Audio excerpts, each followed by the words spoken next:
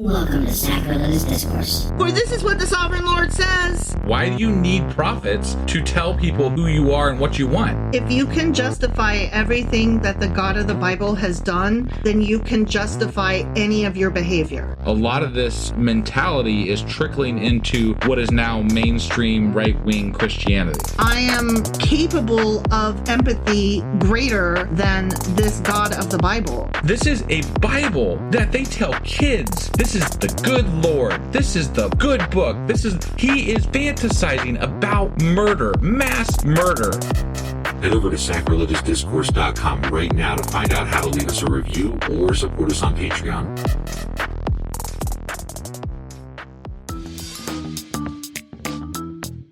Hey there, sinners and saints. It's your favorite Bible-bashing duo from Sacrilegious Discourse, and we need your help. That's right, folks. We're raising funds for some heavenly equipment and a studio that doesn't sound like it's in the depths of hell. Our current setup, let's just say it's more apocalypse than audiophile. So if you want to hear us dissect the Bible without the background noise of demonic squirrels, chip in a few bucks. We're aiming for $5,000 to upgrade our audio and build a studio worthy of blasphemous banter. Donate today and help us spread the good word of atheism. You can find a link right on our homepage, sacrilegiousdiscourse.com. Every dollar counts. Even if it's from your collection plate. Husband. Wife. I have to say something. Do you? I have to apologize. Yeah, you do. I fucked us all up. Well, here's what happened. I babysit for my best friend. Yeah. And their baby got sick and gave it to me. Yeah. And so I had fever and headache and sniffles and sinus stuff, and it was horrible. And even just reading made my head hurt. So I just slept for a day and a half instead of being alive. Right. So So here we are. So I put our whole schedule for the weekend off. Yeah. So here it is, Sunday night, we're recording this, and sorry. Yeah. All right. Well, let's go ahead and get into it. Okay, sorry. All right. Sorry.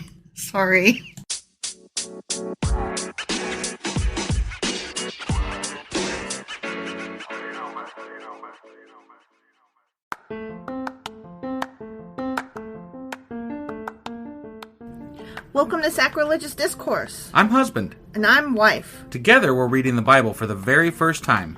We grew up without religion and wanted to know what all the fuss was about. Well, what have we learned so far? That God is a dick, and apparently some people believe in talking donkeys. We're not trying to pass ourselves off as experts. Nope, we're just reading the Bible for the first time and giving our first take reaction. If you'd like to join us in this venture, you might consider starting at episode 1. Otherwise, jump in wherever you like. All right, let's go read the Bible. Yeah, let's get to it.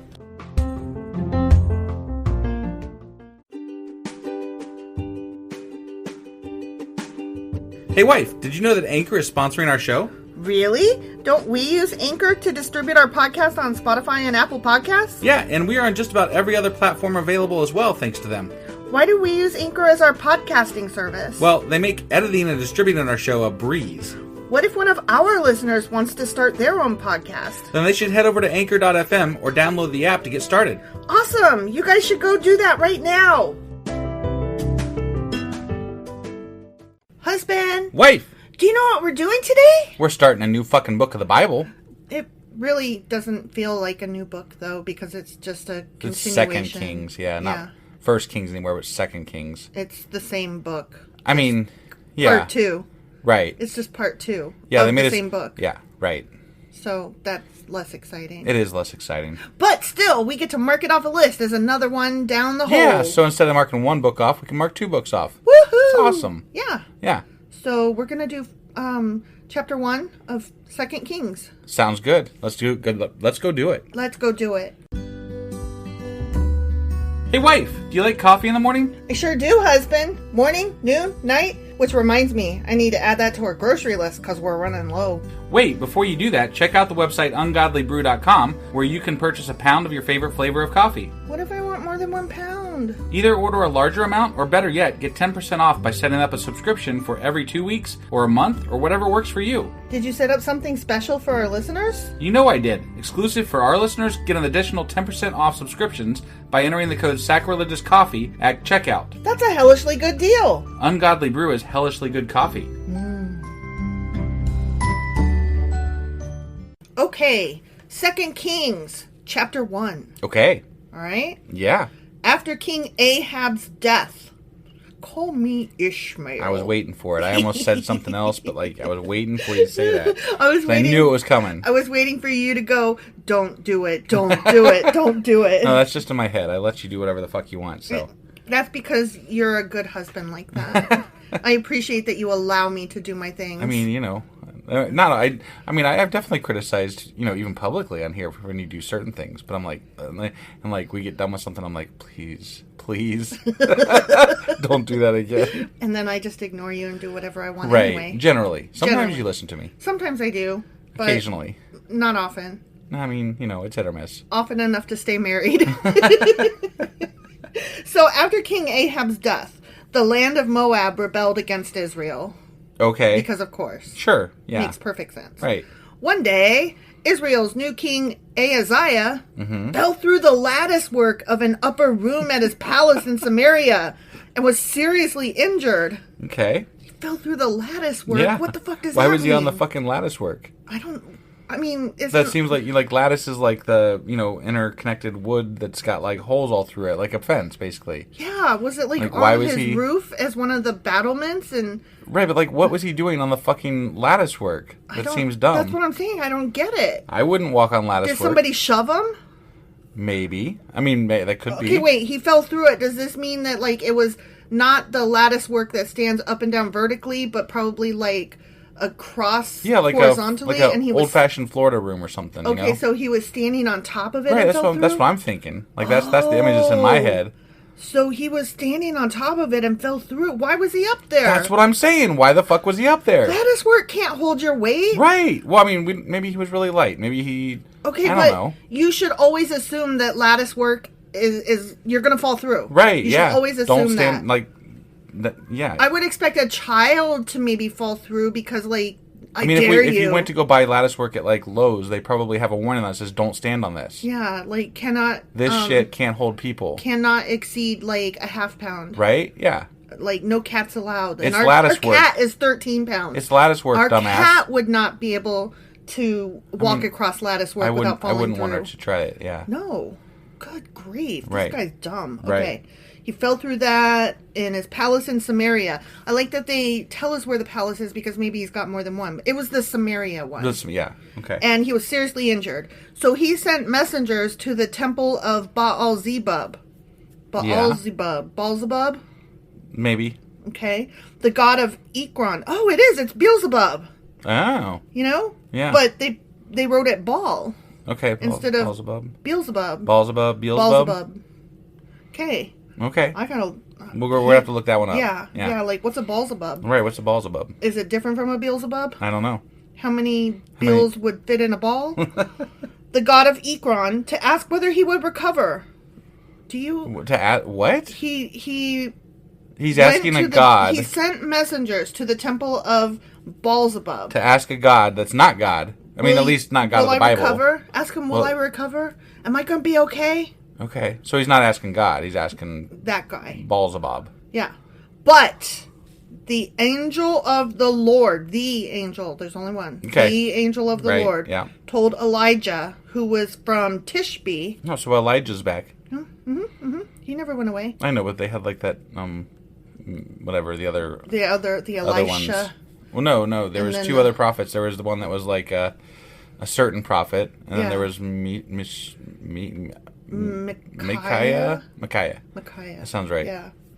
I don't know. So but he's back now. He's back. Elijah's back now. Yeah, and so the angel of the Lord told him, go and confront the messengers of the king of Samaria and ask them, is there no God in Israel? Why are you going to Beelzebub, the god of Ekron? Yeah. To ask whether the king will recover. The fuck? Now, this is what the Lord says. You will never leave the bed you are lying on. You will surely fucking die. Oh, damn. Damn. I guess that's going to happen because, Right? that's what happens. I mean, they weren't even asking him. Right. No, he just inserted himself into the fucking conversation. For no reason. Right, yeah. Like, what am I doing to you? I'm not bothering you. Yeah. I mean, I'm just sending my messengers to them instead of you. I thought maybe I didn't want to bother you. But he's offending God by asking another God that they're admitting is a God, apparently. Yeah, because God is saying that God over there. Don't ask that God, ask me. Yeah. Fucker. So Elijah went to deliver the message. When the messengers returned to the king, he asked them, "Why have you returned so soon, fuckers?" They replied, "Sir, a man came up to us and told us to go back to the king and give him this message." Yeah. Quote, "This is what the Lord says. Is there no God in Israel? Why are you sending men to Beelzebub, the god of Ekron, to ask whether you will recover? Therefore, because you have done this, you will never leave the bed you are lying on. You will surely die. Sorry, end quote. Right, but okay, you work for a king, right? Mm-hmm. Do you not fulfill his request? Yeah. You just come running back. Some random guy comes up to you who's like, "Hey, dude, God says this. You need to go tell your king." Don't you be like, "Dude, I work for the king. I got your message, but I gotta go on and do this other thing first." Right, so. And then you go back to the king and you're like, "So, on the way there, this other guy told us XYZ, you're gonna die." Mm-hmm. And then we continued on, and this is what we got from the other god, guys. Right. Beelzebub. Yeah. And, either it's the same, in which case, whoa, you're in really bad luck, sir. Right. But wouldn't you fear being in trouble if you didn't come back with the message he sent you for? Yes, I would. Right. And anyway, I would be curious what the Beelzebub guy said. And also, if you came back with that message from fucking God, I'd be like, I don't care what you got to do. Put me on a goddamn cart. Get me into that fucking econ place, Like, I don't need Yahweh's wrath here. Get me to that other God. Yeah, now. Exactly. Now. Exactly. I'm not trying to get killed by him. Right? He's a smitey fucker. Yeah. What sort of man was he? The king demanded. What do you look like? They replied, he was a hairy man, and he wore a leather belt around his waist. You know those hairy men that wear leather belts around their waist. Elijah from Tishbe! What the fuck? The he king knew exclaimed. him because he wore a leather belt and he was hairy. because he was hairy. That's what I said. He's hairy. He's hairy and How wears a many leather hairy belt. people do you know? Is he naked other than the leather belt? Because that's all that's it. Maybe his hair was so hairy he didn't need clothes. It haired out of his shirt, like it popped out of the top of his neckline. Maybe he was like Bigfoot and he's like Bigfoot and just wore a belt around his waist. He could run really fast, so that's where they got the idea for Monsters Inc. Then he sent an army captain with 50 soldiers to arrest him. Damn. He's about to get it. Right? They found him sitting on top of a hill. The captain said to him, "Man of God, the king has commanded you to come down with us." But Elijah replied to the captain, "If I'm a man of God, let fire come down from heaven and destroy you and your 50 men.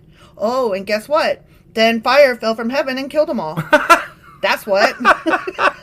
How you like them apples? So the king sent another captain with 50 men. See, why can't when I asked theists for proof, why can't something like that happen? Like, if I'm not a man of God, let da-da-da-da-da happen, and then God does it, and then you're like, shit, man. Okay, fair enough. Good enough. I think I might examine this differently now. Right. I mean, you do something like that in front of me, I'm going to be like, oh, fuck. I will re-examine my premise. Fire's falling from the sky, and you just ask for it to happen? Something's up. Either you are a pyrotechnic. Really good one. Or maybe there's a God. I doubt it. Could have been coincidental airplane falling from the sky. I guess, yeah. I don't know. I'm just saying. But back then, I'm just saying I will re-examine my premise. Sure. I will But it would definitely make me think, right. like if if it's that easy to prove, you just ask God to do something, right, and he does it. Exactly. Then just do that, guys. Do it. All you gotta do is ask him for fire, and he brings fire. Clearly. Shit. This book don't lie. Right. Yeah. Right? Yeah. So, okay, and I want to make another point. It says the king sent another captain with 50 men. Oh, so... he does that a lot. But the only time it is okay to send someone after you lost the first group is in The Hitchhiker's Guide to the Galaxy. Arthur Dent takes a drink and he's not sure it does the job. So he takes another shot of whiskey to go track down the first shot to make sure it gets there. Oh, that's definitely acceptable, yeah. Yeah, right? That's the only time you send somebody in after. When it comes to alcohol, you definitely got to check that first one. You got to make sure, yeah. And then I think he sends a third to check on the first two guys. I mean, that's legit, yeah. Right. But you don't send a whole captain and 50 men to go check on the first captain. Assuming that the first captain and 50 men died too. Right. The captain said to him, "Man of God, the king demands that you come down at once." And are the charred remains still sitting there? Or probably. Like, Elijah replied, what do you think he replied?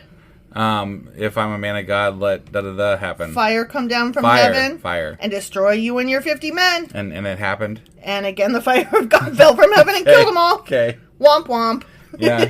And why? If it was this easy, why was he fucking running from Ahab earlier and shit? Like Jezebel. Jezebel, running from Jezebel earlier. Like, I would just be he could have just dropped fire on their asses. If I'm not a man of God, then God's gonna burn you and you and you and you, and I'd be pointing to everybody, but not him, not her. It sounds like to me maybe Elijah had like a stash of like napalm around or something. Oh damn! And just like he lit it when they walked up. And he's like, there you go. There's your fire. He was a time traveler, and he had grenades. There you go. You go. And they were like, "This is godly," and he's like, "Nah, it's grenades, stupid." I need to watch. That reminds me of Monty Python and the Holy Grail and the Holy Hand Grenade. Oh, that's such a great scene. Those are good movies. I'm just saying. Monty Python. That was all I had. Just Holy Hand Grenade. Once more, the king sent a third captain with 50 men.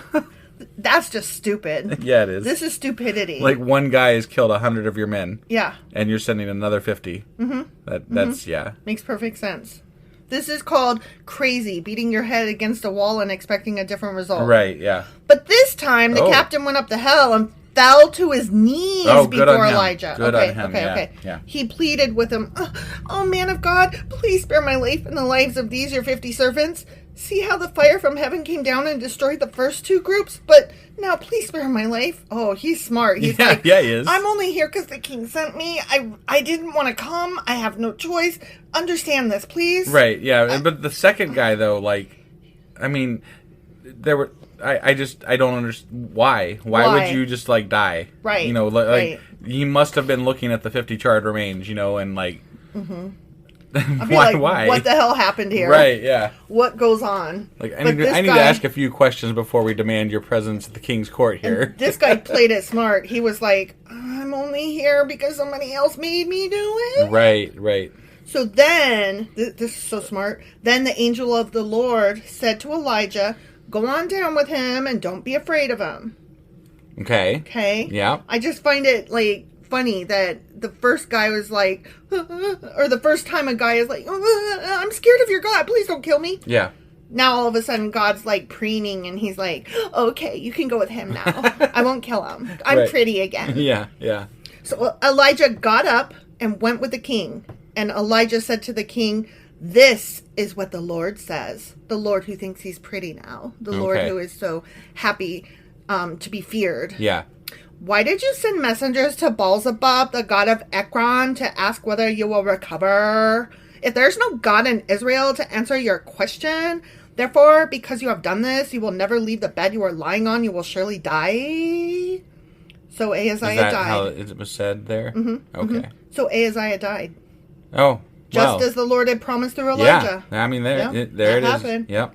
God brought fire down on 100 guys, and he killed that king. Yep. And so, but he spared that third captain and those third set of 50 men. God must be real, right? Must be real. There's definitely thousands of year old text. This definitely proves it, right? I'm totally not convinced. Since Ahaziah did not have a son to succeed him, his brother Joram became the next king. Okay. I'll tell you what really happened. His brother Joram killed him. Right, probably. The end. Yeah, he's the one that pushed him through the fucking lattice. Yeah, right? This took place in the second year of the reign of Jehoram, son of Jehoshaphat, king of Judah. Okay. The rest of the events in Ahaziah's reign and everything he did are recorded in the King's Chronicle thing or whatever the fuck it is. The end. Yeah, that. All right. Yep, that's what happened. Yeah, God killed some people again. As usual. Not to be, nothing surprising. God's getting a little bit more, like we talked about it a few episodes back, like maybe in the middle of King somewhere. He was like kind of being more hands off and stuff. Yeah, but he's getting a little bit more directly involved with Elijah around. Yeah, he is. So that's interesting. It's interesting. It's also like he wasn't being worshipped enough, and so that right? now he's like, all right, I'm gonna get my hands dirty again. Somebody call me pretty. Yeah, I'm gonna light fire to some people, and that'll make them pay attention. Besides, I like killing. I haven't done that in a few centuries. Here, hold my beer. Exactly. See if I still got this. Clearly he does. Clearly, yeah. Okay. He's now been gone for how many eons? Yeah. I don't. Do you think he got bored, or do you think he died? Maybe he died. Probably died. Yeah, sure. He's not eternal. I don't care what they say. Or he's just made up by humans. Oh, that one. I picked that one. I didn't know that was an option. It isn't. It is an option. Yes. Okay. I wasn't aware. Okay. That's the one I picked. That's the one we're going with? C. It's always C. It's always C. Yep. C is always the best answer. It's also stands for cookie. I did take a test the other day for something. Yes, it does stand for cookie. Sorry, C is for cookie. That's good enough. That's good enough for me. Okay, but you took a test. I did. Yeah, I took a test the other day, and every answer was B. Every fucking answer. It's lies. That test was a lie. I mean, I'm just saying. What test was it? It was a training course thing that I had to take. Oh, for work. Yeah. Oh, and they made every answer B. And I'm like, stupid. Okay, well, because I literally was just clicking through it to get done with it, and I started off by hitting B and it was right, and then I hit the next one that was B and it was right, and I was like, well, let's just hit B all the way through, and B, it was correct all the way through. Oh my god. I'm like, that was easy. That's so stupid. I'm so unimpressed with your workplace. Right? Yeah, I know. And, all right. And you, to be honest, I mean, like, you couldn't even be bothered to, like, read the questions. You were like, I don't care, la la la. Correct. So you could be a brain surgeon, right? I'm not. We haven't revealed your occupation. Correct. I promise nobody is affected by this. You're not in the medical field. I'm not in the medical field or anything that this would directly affect anybody that I work with. Or two. Yeah. Yeah. So it's all good. It's all good. All right. Well, that was 2 Kings chapter 1. Mm-hmm. And tomorrow we will be back with 2 Kings chapter 2. And just real quick, I want to say Happy Labor Day. Yeah, also, I forgot. We're going to be doing a Patreon episode tomorrow, too. Oh, yeah. Finally. And we're going to be announcing something, like a free giveaway for our patrons today. So, like, if you get this episode early today, you still got time to become a patron for us. Yeah. And then you will be eligible to claim something from our giveaway. It's mostly just leftover swag from our convention, but free shit, man. Free shit, man. And you can sign up for as low as $2 a month for the patron. Yep. You really oughta. Yeah. Okay. All right, anyway, we'll see you guys tomorrow for the next episode, okay? Bye.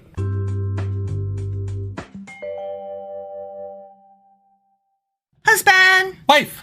Do you remember what happened yesterday? Some dude fell through lattice work, or, maybe got pushed. We don't know.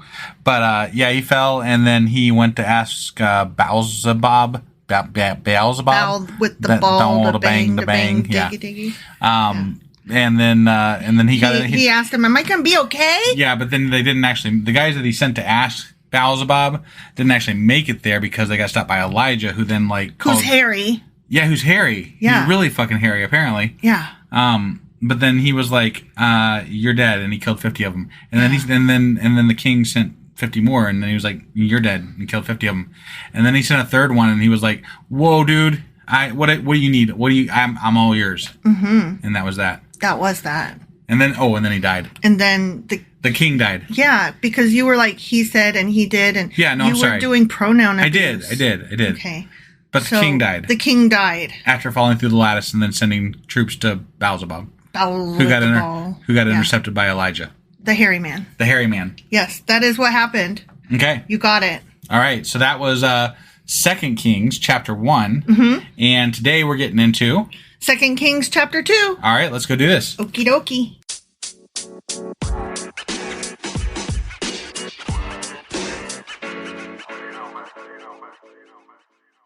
Okay, 2 Kings chapter 2. Okay.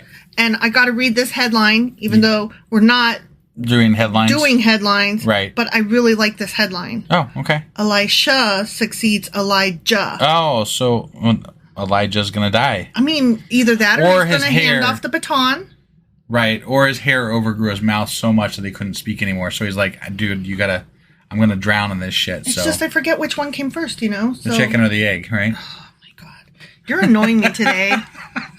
Okay, so ready? I'm ready. When the Lord was about to take Elijah up to heaven in a whirlwind. In a whirlwind, huh? A fucking whirlwind. Damn. Elijah and Elisha were traveling from Gilgal. And Elijah said to Elisha, "Stay here, for the Lord has told me to go to Bethel." But Elijah replied, This is so confusing. "As surely as the Lord lives and you yourself live, I will never leave you." So they went down together to Bethel. They're besties. Yeah. That's cute. Two boys with the same name. Right. And they're best friends. Yeah. The group of prophets from Bethel came to Elisha and asked him, "Do you know that the Lord is going to take your master away from you today?" Why do they know that? Right? Like, just hey, guess what? Your mentor's gonna die today. Doo-dah, doo-dah. Right? Yeah. That's weird. Of course I know, Elisha said, but be quiet about it. Okay. Does Elijah not know? I don't know. Okay. Then Elijah said to Elisha, "Stay here, for the Lord has told me to go to Jericho." But Elisha replied again, "As surely as the Lord lives and you yourself live, I will never leave you." Right. So they went on together to Jericho. Okay. Then the group of prophets, I think we're going to see this happen again. Okay, ready? Yeah. Then the group of prophets from Jericho came to Elisha and asked him, "Did you know that the Lord is going to take away your master from you today?" Is it still the same day? I guess? No, they went to a different town. Oh. They're traveling. They're walking around. Okay. Now they're in Jericho. Okay. So these prophets all over the fucking place just know. Got it. Of course I know, Elijah answered, but be quiet about it. Mm-hmm. Yeah. I don't get this. What is happening? I don't know. And why do all of the prophets know? Why is Elijah saying, "Yes, I know, be quiet though"?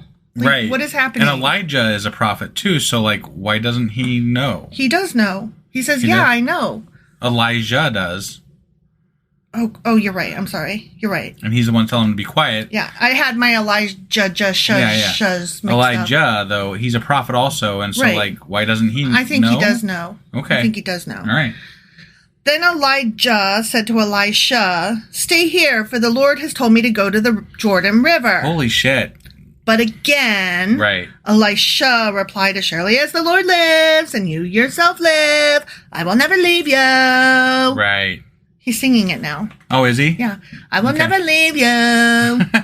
So they went on together. 50 men from the group of prophets also went and watched from a distance as Elijah and Elisha stopped beside the Jordan River. Okay. Then Elijah folded his cloak together and struck the water with it. Boom! Oh. Bam! What the hell? I don't know. I made those noises out. I know, but that was cool. He struck the water with it. Right, yeah. Crash! Pow! The river divided.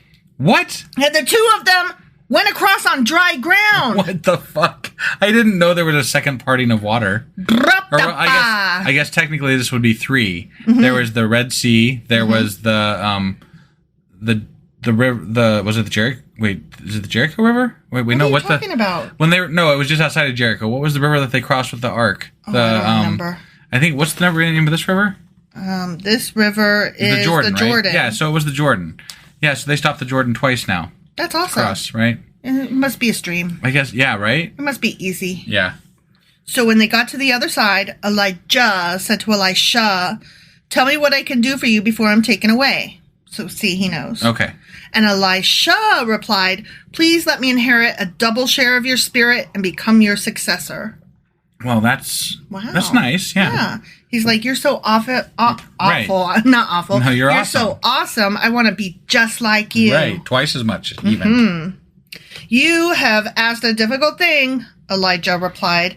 "If you see me when I'm taken from you, then you will get your request. But if not, then you won't." Okay. Then I will never take my eyes off you. Peel my eyes and look. Give me some super glue. Right. As they were walking along and talking, suddenly a chariot of fire appeared. What the fuck? Drawn by horses of fire. What the fuck? It drove between the two men, separating them, and Elijah was carried by a whirlwind into heaven. Oh my God. This is so stupid. Elisha saw it and cried out, my father, I see the chariots and charioteers of Israel. And as they disappeared from sight, Elisha tore his clothes in distress. I guess he did. Yeah. I mean, that's not fair. No. Fucking fiery horses. Right? What the fuck is that That's not shit? fair. I didn't even have a chance. Right. The hell, rigged game. But, I gotta say, Elijah has had one of the best deaths so far. Yeah, he has. In the Bible. Like, that was pretty, He got picked up. fancy. There are some who say that since he didn't actually die and was carried by a whirlwind into heaven, that he is still alive today and that he is the only living person in heaven. Really? Yeah. Interesting. That's a fable, story, Okay. legend. Sure. I don't know. Yeah. Whatever. All right. So Elisha picked up Elijah's cloak, which had fallen when he was taken up. Then Elisha returned to the bank of the Jordan River. He struck the water with Elijah's cloak and cried out, where is the Lord, the God of Elijah? Then the river divided and Elisha went across. Well, see there, he's got the power. I got the power. Right, yeah. Did you ever dance to that song? Got the power of Grayskull. I have the power. But did you ever dance to that song? I don't think so, no. They played it at all the high school dances that I went to. I think that was before I was in high school. You're slightly older than I am, so I graduated in 93. When did you graduate? 96. Oh my God, you're so young. When the group of prophets from Jericho saw from a distance what happened, they exclaimed, Elijah's spirit rests within Elisha. Wah! Okay. And they went to meet him and bowed to the ground before him. Wah! You're cool, man. Yeah. They were like, Jeezy Pete's. Sir, they said, just say the word, and 50 of our strongest men will search the wilderness for your master. Perhaps the Spirit of the Lord has left him on some mountain or in some valley. Right? What the fuck? No. Right, said, no, dude's dead. Do not send them. But they kept urging him until they shamed him into agreeing, and he finally said, all right, whatever, fuck, man, send them. Right. Right? Yeah, that's what he said. That's exactly what he said. Exactly how he said it, too. For those new to the podcast, I tend to add my own F-bombs. I gave up trying to edit Wife Out. Because it's better the way I'm saying it. It is. I mean, I'm not arguing. I think a lot of people agree. So yeah. There you have it. So 50 men searched for 3 days, but did not find Elijah. Okay. I wasn't expecting them to. No, right? Yeah. Elisha was still at Jericho when they returned. Didn't I tell you not to go, stupids? He asked. One day, the leaders of the town of Jericho visited Elisha. We have a problem, my lord. Red alert, they told him. Red alert, they said, huh? They said red alert. Okay, all right. This town is located in pleasant surroundings, as you can see, but, hey, so the water is bad and the land is unproductive. Oh, man, that's not good. Elisha said, bring me a new bowl with salt in it. I'll fix this shit. He's feeling his oats. Yeah, he is. So they brought it to him. Then he went out to the spring that supplied the town with water and threw the salt into it, and he said, this is what the Lord says. I have purified this water. With salt, huh? It will no longer cause death or infertility. Oh my gosh, good. That's awesome. You can have all the babies now. Wow. Fuckity fuck. Amazing. And the water has remained pure. To this day? Ever since. Just as Elisha said. Got it. Should have been to this day. Right. Elisha left Jericho and went up to Bethel. As he was walking along the road, a group of boys from the town began mocking and making fun of him. That's not good. Rude. Go away, Baldy, they chanted. Oh no, I know this story. Go away, Baldy. I know this story. What is this story? He's gonna they're gonna get mauled by bears. Are you serious? I think so. I don't know this story. Why do you know this story? Because it's popular. I like popular things. Just read it. It's good shit. Well, wait. Yeah, we don't have much to go. Elisha turned around and looked at them, and he cursed them in the name of the Lord. Then 2 bears came out of the woods and mauled 42 of them. What the fuck? How did you know that? Right? How did you know that? Because it pops up on social media. Twitters and whatnot? Twitters, yeah, and whatnot. From there, Elisha went to Mount Carmel and finally returned to Samaria. The end. I'm so upset. That motherfucker cursed 42 kids to die by bear. For calling them bald. For calling them bald, to die by bear. I've called you worse. Well, for that that matter, you've called me worse. Right, so, right. I mean, yeah, geez. that's not a good start. That seems asshole-ish to me. They're kids. They're fucking kids. That is vindictive and shitty. Now, I'm not okay with them calling you bald. But, but there was a better way to address that than killing them. Right. Like, that is not what you do with, mean kids. Right. And yeah. And they are just pointing out something that is probably true. I'm just saying, like, they don't just call someone baldy because, they're not bald. They could have said, you are a hairy motherfucker. right. Yeah, I mean, I'm just saying, like, that they wouldn't have just come up with that on their own. So, like, he's obviously got a complex about it, right? Oh, he doesn't like being bald. And so he cursed 42 kids. Was literally all of them calling him baldy or whatever, like bald and whatever? I don't know. Like 42 fucking kids and he just stood there and watched them get mauled by a bear. Two bears. And then he just carried on, was like, what you gonna do? Right? It's fucking crazy. That's bad. That is not what you do. No. You don't kill kids who are calling you names. Yes. You could call them little assholes and scream, get off my lawn! Right. And shit like that. But don't wish death upon them. And don't put death upon them. And, if you're the guy that walks out with a shotgun, definitely don't shoot them. Right? That's not how that goes. Maybe be like, hey, I know your mom. She's looking for you. Right. You little cunt. Yeah, but they're kids, man. They're fucking kids. And you know what? Kids suck. And I say this as the mother of 2 of them. Right. Kids suck. They're going to be rude sometimes. But you don't kill them for sucking. You just don't kill them for sucking. Right. Now, granted, my kids never called people names like that. So that means I am an awesome parent. Sure. Or that my kids were awesome despite my raising of them. Right. So I don't know which way you want to go. But there's a lot of kids in the world, and there's a lot of cussing kids in the world. Yeah. And there's a lot of mean kids that make fun of you in the world. Right. And you just don't kill them. Correct. That's that. All right. Well, let's go ahead and call this an episode. I guess we're gonna call it done. Yeah. I'm very dissatisfied. Bad Elijah. Okay. All right. So that was 2 Kings chapter 2. It was indeed, sir. And tomorrow we'll be back with 2 Kings chapter 3. Also, be on the lookout. We just put up a new Patreon episode as you're receiving this episode. So if you want to check it out, we've got a episode out now called it's about how we're lowbrow and how people think of us as a podcast. So definitely, it takes $2 a month, gets you in there. You can listen to the episodes that we do special for our patrons. And go and check that out. So it's patreon.com/sacrilegious discourse. Okay. All right. We'll see you guys. Bye.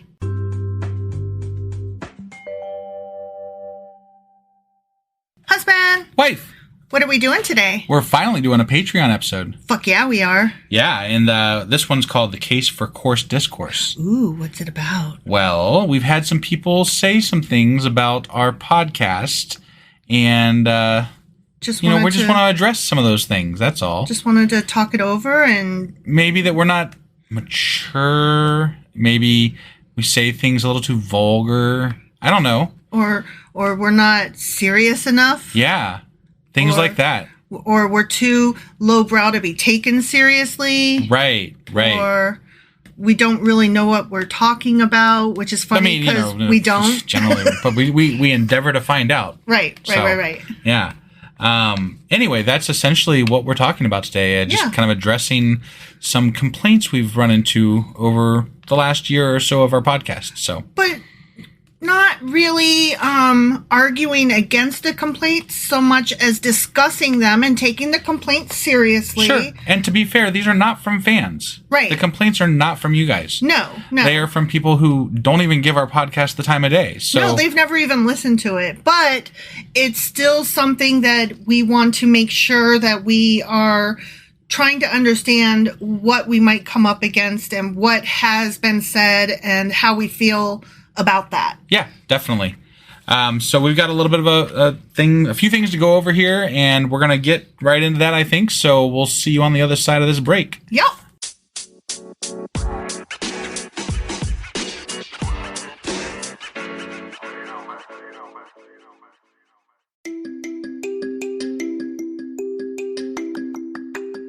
Oh no, what happened? Well, this is a special Patreon episode, actually. which means that they need to go to Patreon and subscribe as a patron in order to listen to it. Okay, well, I guess that we are going to go do that now. Yeah, just head over to patreon.com/sacrilegious discourse, become a member for as low as $2 a month, and you'll have access to all these special things and goodies too. So, go do that. So this was just a teaser. Yeah, teaser. Okay, just Bye. checking. Oh, Bye. Bye. Bye.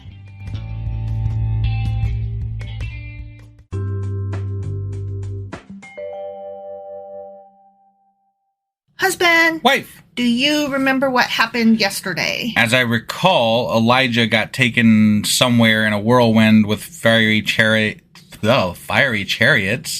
and then Elisha took over, and he got mad at some kids for calling him Baldy. Yeah. And he cursed them, and then bears ate them, mauled them. That pretty much sums it up. Yeah, that's exactly what happened yesterday. Yeah. Yep. Crazy shit. Yeah. It was actually a really action-packed, crazy fucking chapter there. It really was. I didn't expect all the things that happened, and I didn't expect that you had actually heard that story before. I didn't know it was coming. It kind of came out of nowhere, and it was like just 1, 2, 3, go. There it is at the end. Right? Like, it was the final paragraph. He cursed them, then they died, got mauled by bears. 42 of them. There you go. Yep. Like the last, 5 sentences of the chapter. Right? That whole story. Yeah. I'm like, that's fucking nuts. Really is. All right. Well, that was 2 Kings chapter 2. Yep. And today we're getting into 2 Kings chapter 3. All right. Let's do this. Okie doke.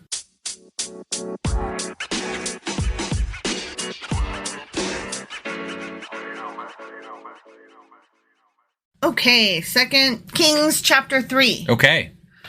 Ahab's son. Call me Ishmael. It'll never not be old. I'm like, I hear the name every time, and I'm like, oh my God, here it goes again. Here it goes, yep. Well, I can't help it. You can't help it? I can't help it. Like, you can't, it literally has to come out? If I see the name Ishmael, obviously, and if I see the name Ahab, obviously. Obviously. Okay. I can't help it. It's just the way it is. I got it. Those names are ingrained in us at a very young age. Moby Dick. That's how it is. Right. Call me Ishmael, the first line. That should be a t-shirt. Moby Dick. That's how it is. Moby Dick. That's how it is. I mean, I don't even love that book, okay? Right. But I'm just saying, you hear those names, you know the first line of that book, you know the names of the characters, and the ship is called the Pequod, you know? I hear you. There's things you know. I hear you. Okay. You said it. Okay. Those things are said. So Ahab's son, Joram, okay, began to rule over Israel in the 18th year of King Jehoshaphat's reign in Judah. Okay. Remember, they're telling us the overlapping. And this is right after his other son, Uzziah, or whatever the fuck his name was, died. Because he fell through the lattice. Remember? Oh, yeah. He reigned in Samaria 12 years. Okay. He did what was evil in the Lord's sight. Of course he did. But there's a caveat. Okay. But not to the same extent as his father and mother. He's not the worst. He's not the worst. He's bad. He's the second worst. He's not the worst. He at least tore down the sacred pillar of Baal that his father had set up. Okay. Cool. Nevertheless, he continued in the sins that Jeroboam, son of Nebat, had committed and led the people of Israel to commit. That poor Jeroboam. Mm-hmm. Yeah. Whatever. King Mesha. Oh, this is a new little section. Oh, okay. King Mesha of Moab was a sheep breeder. Okay. Could you imagine being a king and breeding sheep? I mean, I bet he had people do it for him. I wonder if kings and queens have hobbies like scrapbooking or chopping people's heads off, card making, like paper crafts, breaking people's legs, collecting records, going to war. Stop! What? I'm trying to be for real. I was too. Like, this guy is a sheep breeder. Yeah. And a king. I hear you. Okay, so his name is Mesha of Moab. Mesha of Moab. Mm-hmm. Okay. He used to pay the king of Israel an annual tribe of 100,000 lambs and the wool of 100,000 rams. Gotcha. He's the original Eminem. He used to. He is. Mesha of Moab. You were waiting for me to I was, because it occurred to me right after you started speaking again. M of M. Yeah. M of M. But did you hear he used to pay Israel? Yes. Okay. Yeah. That indicates, but he does not anymore. Right. But after Ahab's death, the king of Moab rebelled against the king of Israel. Oh, man. Fair enough. I mean, if the first son is dumb enough to fall through lattice work, the second one can't be much better, right? Like, what you gonna do? Right. This is the consolation prize king. Yeah. So you think you're a tough guy, huh? Right. So King Joram promptly mustered the army of Israel and marched from Samaria. Okay. He ketchuped and mustard. He mustered the army. Yeah. Yeah. On the way, he sent this message to King Jehoshaphat of Judah. Okay. Excuse me, the king of Moab has rebelled against me. Will you join me in battle against him? Who did he send that to? Jehoshaphat. Jehoshaphat, okay. And Jehoshaphat replied, why, of course, you and I are as one. My troops are your troops, and my horses are your horses. Where do you think the saying, jumping Jehoshaphat? Mm-hmm. Do you think that has to do anything with this king? I would think so. I mean, I'm just curious. Like, maybe he jumps. Now I'm going to be listening for it, Right? Then Jehoshaphat asked, what route will we take? We will take the attack from the wilderness of Edom, Joram replied. The king of Edom and his troops joined them, and all three armies traveled along a roundabout route through the wilderness for 7 days. Okay. 7 roundabout days. route. Yeah. You spin me right round, baby, right roundabout. But there was no water for the men or their animals. Oh, that's sad. What should we do? Yeah. The king of Israel cried out. The Lord has brought the three of us here to let the king of Moab defeat us. Right. Oh, that was the wrong accent. That was not King Jehoshaphat that said it. That was one of the other kings. My bad. Okay. Yeah. Because now King Jehoshaphat of Judah asked, is there no prophet of the Lord with us? If there is, we can ask the Lord what to do through him. One of King Joram's officers replied, so this is just some guy, Elijah son of Japhat is here. He used to be Elijah's personal assistant. Okay. Okay? Yep. Jehoshaphat said, yeah! The Lord speaks through him! Okay. He was jumping yeah. Jumping Jehoshaphat. So the king of Israel, King Jehoshaphat of Judah, and the king of Edom went to consult with Elijah. Okay. Wait. Oh, Elijah. Shah. Okay.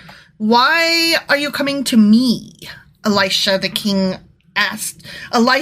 the king of Israel. Go to the pagan prophets of your father and mother. Like, why are you asking me? Like, I don't have your answers. These aren't your gods. These aren't the gods you seek. These are not the gods you seek. Right. That's right. But King Joram of Israel said, no, for it was the Lord who called us three kings here, only to be defeated by the king of Moab. Okay. Elijah replied, as surely as the Lord Almighty lives, whom I serve, I wouldn't even bother with you except for my respect for King Jehoshaphat of Judah. Now, I guess bring me someone who can play a harp. Right. While the harp was being played, the power of the Lord came upon Elisha, and he said, now, hold on, before I tell you what the Lord said. If you were, like, about to prophecy for a king who doesn't even believe in your God and who praises other gods, wouldn't you ask for more than a harp? Maybe? I would be like, okay, I'm going to need a few things. I'm going to need a really well done steak dinner. And I would like some chocolate covered strawberries for dessert. But God probably wouldn't like it if you used him to acquire things that are not due you. I need a lot of credits on my Audible account so that I can get all the audiobooks that I want to listen to. Yeah.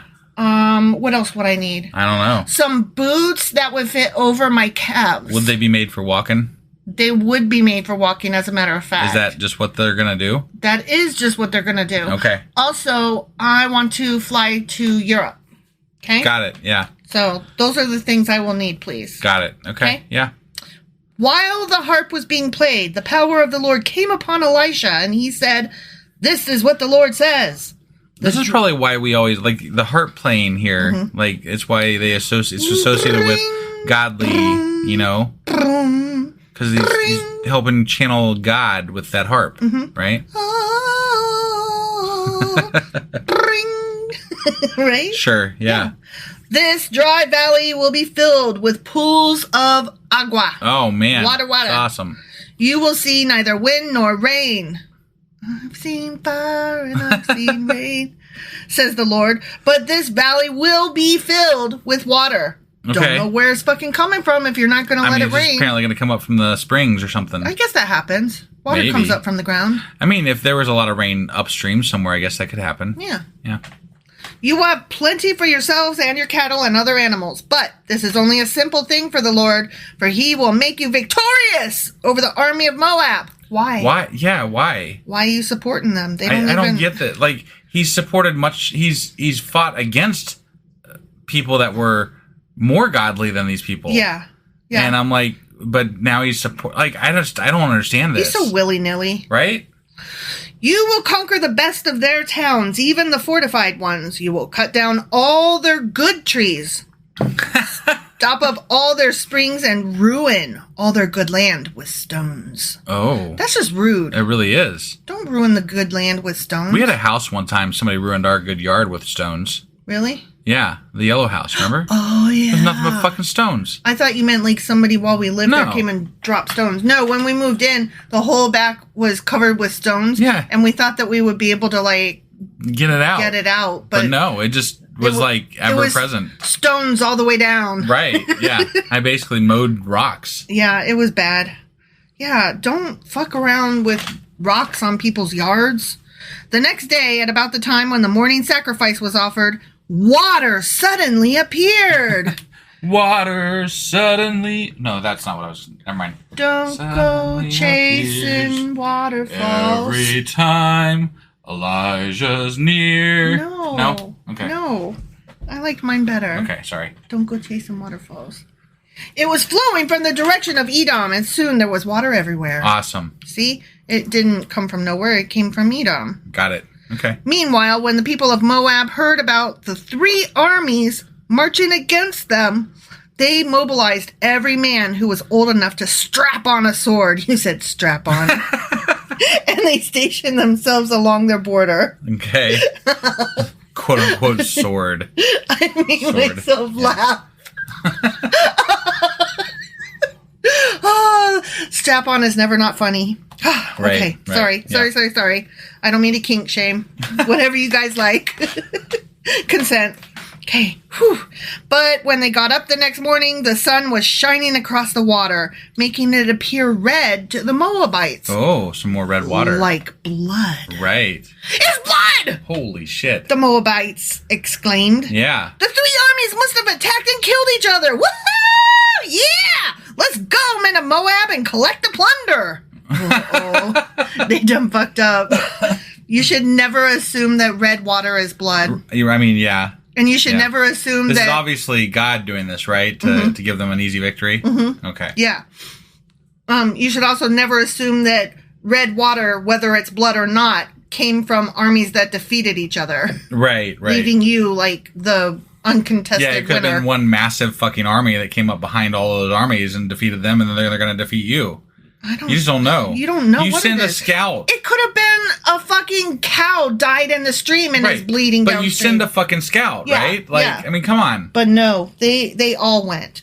When the Moabites arrived at the Israelite camp, the army of Israel rushed out and attacked them until they turned a man. The army of Israel chased them into the land of Moab, destroying everything as they went. Okay. Remember how they killed all the Moabites, but they're still, Yeah. They destroyed the towns, covered their good land with stones. Oh, assholes. Of course. Stopped up all the springs. That's just rude. I thought Moab was protected by God. I don't remember. It struck me that it was, like, that's why they didn't attack it back when Moses and all of them were camped right outside of it, so. Oh, you know what? I think you're right, but I think it was just that one time. Oh. It was not like a forever protection. It was just like a one-off. Got it. Cut down all the good trees.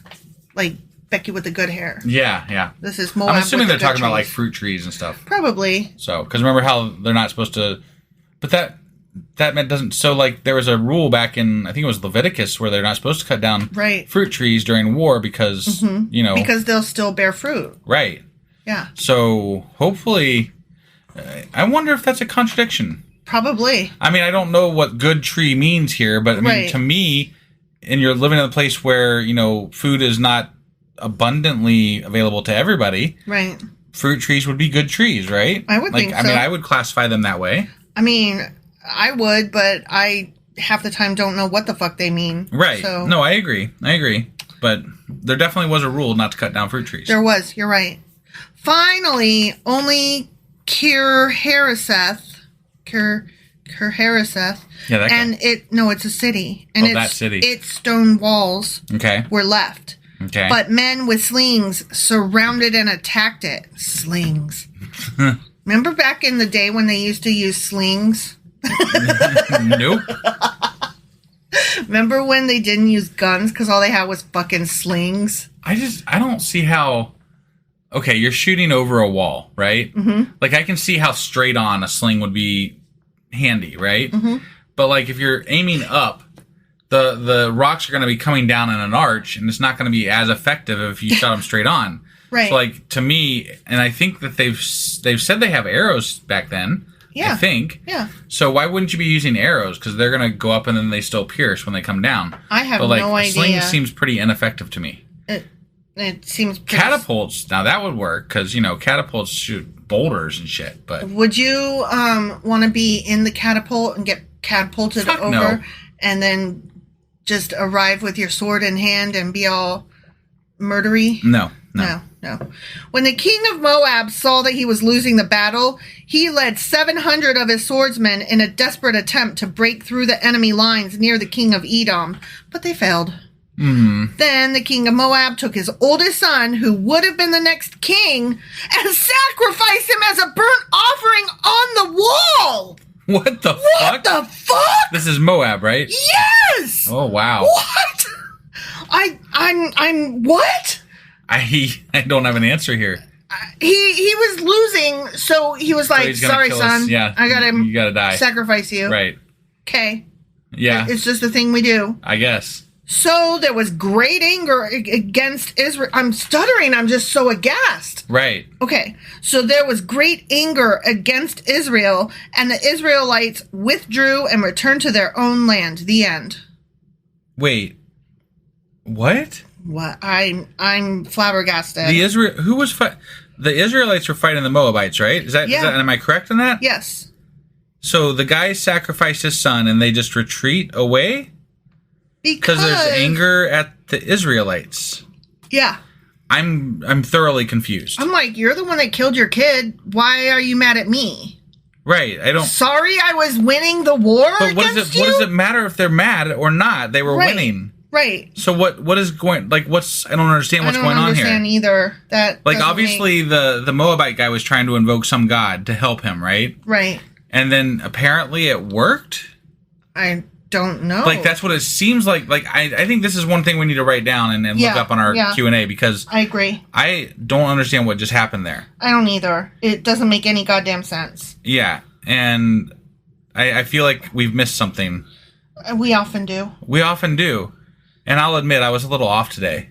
I don't know, I felt a little off today. Well, I was yawning a lot. I was trying really hard not to yawn, and it just keeps being yawnish. Right, know? Yeah. Like, I can't help it. It's late. It's been a long week, It's only Wednesday. Has it been a long week? It has. No, it's just the weekend was long, and we're old. We don't recover. Right. We don't bounce back. Yeah. We are Bumbles, and Bumbles bounce, but we don't bounce anymore. Right. We lost our bounce. Sorry, guys. Yeah. So we're gonna have to look shit up because we missed something. We clearly missed something. I don't understand. Or we didn't, and the Bible's just really confusing. I'm gonna put my money on that one if we're being honest. Right. Okay. Well, at least we have something for the Q&A. Well, we had something already. It was the we got something else for the Q&A. Beelzebub and Ballsabub. Right. Yeah. All right. Well, that was 2 Kings chapter 3. Yep. And tomorrow we'll be back with 2 Kings chapter 4. We'll see you guys tomorrow. Okay, bye.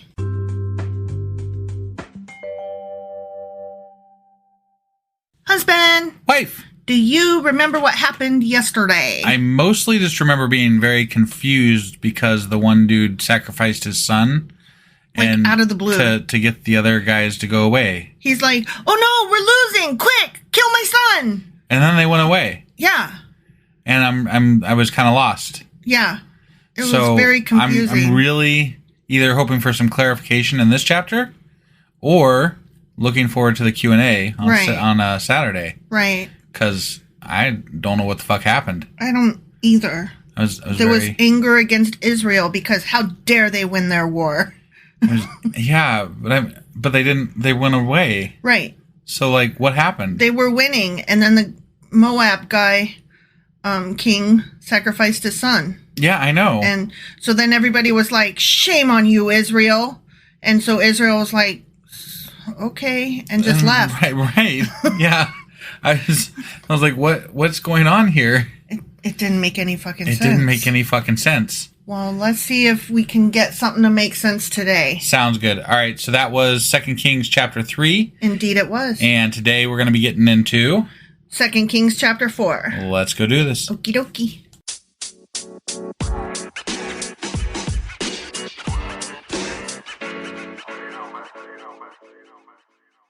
Okay, 2 Kings chapter 4. Okay.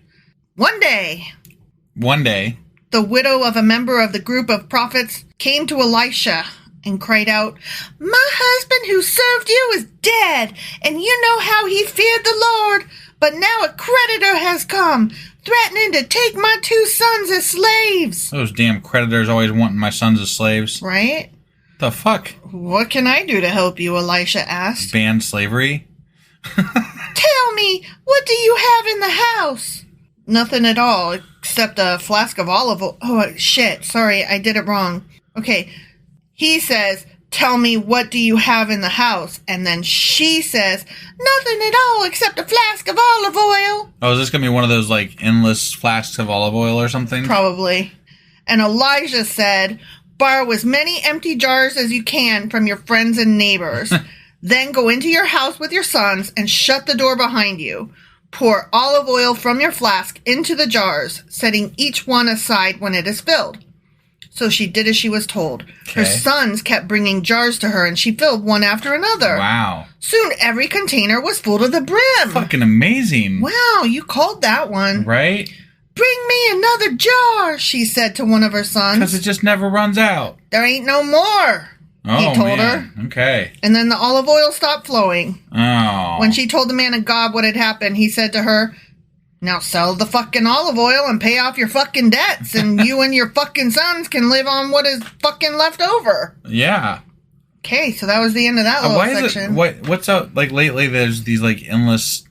I just have this one little thing, and then they're like, we'll make it into lots of little things. It's the endless wine that... I know. We're prepping for Jesus, didn't you know? Right, but it's so ridiculous. No, I know. Like, no, if you have fucking nothing, you have fucking nothing. Yeah. And God is not like, this isn't fucking Avengers and fucking what's his face? Doctor Strange is not refilling Thor's beer glass. It's not happening. His Stein, yeah. Yeah. No, I totally agree with you. It's ridiculous and silly, but it's supposed to be showing that God is allowing Elisha to perform miracles. And besides, how many other people are fucking... There's slaves right now. Mm-hmm. God let all these other people be slaves. Right. What's special about these people? I guess they served Elisha. Well, she went to him. Yeah, no, I know. And she was like, "Knock, knock, knock. Hello, please help me." So you have to ask... You got to go find a prophet. A human prophet. Yeah. Who you have a good relationship with to excuse you from being slaves. Yeah. Instead of God just coming down and being like, "Let's not do slavery." Right, like at all.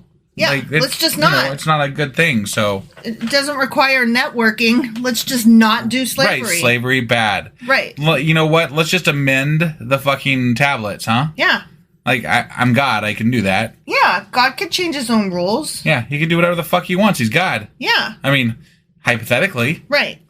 Just saying. Well, okay, so that was that section, and we're moving on to another little section now. Okay. Yeah. One day... One day, Elisha went to the town of Shunem. A wealthy woman lived there, and she urged him to come to her home for a meal. Okay. After that, whenever he passed that way, he would stop there for something to eat. She said to her husband, "I I'm sure this man who stops in from time to time is a holy man of God. You're sure, huh? I'm sure he didn't of it. Fucking say that he is. He comes here like every other week and sits at my table and doesn't say a goddamn word. I'm just gonna guess I don't know if he is or not. It's the leather belt and the hair. Yeah, he is a hairy motherfucker. That was Elijah, so. But maybe it's like a thing with prophets, you know? Well, maybe they're all hairy with leather belts. I bet he is hairy with a leather belt. You think? Yeah. Let's build a small room for him on the roof. I hope they have battlements up there. You know. And furnish it with a bed, a table, a chair, and a lamp. Okay. Then he will have a place to stay whenever he comes by. That's so nice of them, you know? You know what? I always build an extra room for the guy who stops by to have dinner at my house and doesn't tell me what his occupation is. Right, yeah, that happens all the time. Mm-hmm, yeah. Mm-hmm. One day, Elisha returned to Shunem and he went up to this upper room to rest. He said to his servant Gehazi, "Tell the woman from Shunem I want to speak to her." Oh, he's going to speak now. Mm-hmm. He hasn't told her anything about him, but now he's going to speak to her. Get her ass up here. He just needed a room first. Yeah. Okay. When she appeared, Elijah said to Gehazi, "Tell her, we appreciate the kind concern you have shown us. What can we do for you? Can we put in a good word for you to the king or to the commander of the army?" "No," she replied. "My family takes good care of me." Later, Elisha asked Gehazi, "What can we do for her?" Yeah, what can you do for her? Gehazi replied, "She doesn't have a son and her husband is an old man." Oh. Call her back again, Elijah told him. When the woman returned, Elijah said to her as she stood in the doorway, "Next year at this time, you will be holding a son in your arms." Maybe she doesn't want... Did you ask her? No, right? Does she want one? Maybe she doesn't want kids, which is fine. Yeah. You're allowed to not want kids in this world. Right. Jesus. Yeah. My kids don't want kids. But they just assumed. They're like, oh, she doesn't have a son. She needs one. Obviously. She's a walking incubator. Right. That's what she's made for. Yeah. She doesn't get a choice in the fucking matter. Right? "No, my lord," she cried. "Oh, man of God, don't deceive me and get my hopes up like that." Mm-hmm. 'Cause she really is just a walking incubator. Okay. I'm nothing but a vagina with hands. But and now I've got that image in my head. But sure enough, the woman soon became pregnant. And at that time the following year, she had a son, just as Elijah had said. That's just so nice. I'm so glad it was a boy. Was it a boy? It was a boy? It literally said she had a son. Oh, I'm sorry. I'm tired. And you're so busy being a smartass. Yeah, I was busy being a smartass for sure. Mm-hmm. One day, when her child was older, he went out to help his father, who was working with the harvesters. Mm-hmm. Suddenly he cried out, "My head hurts! My head hurts!"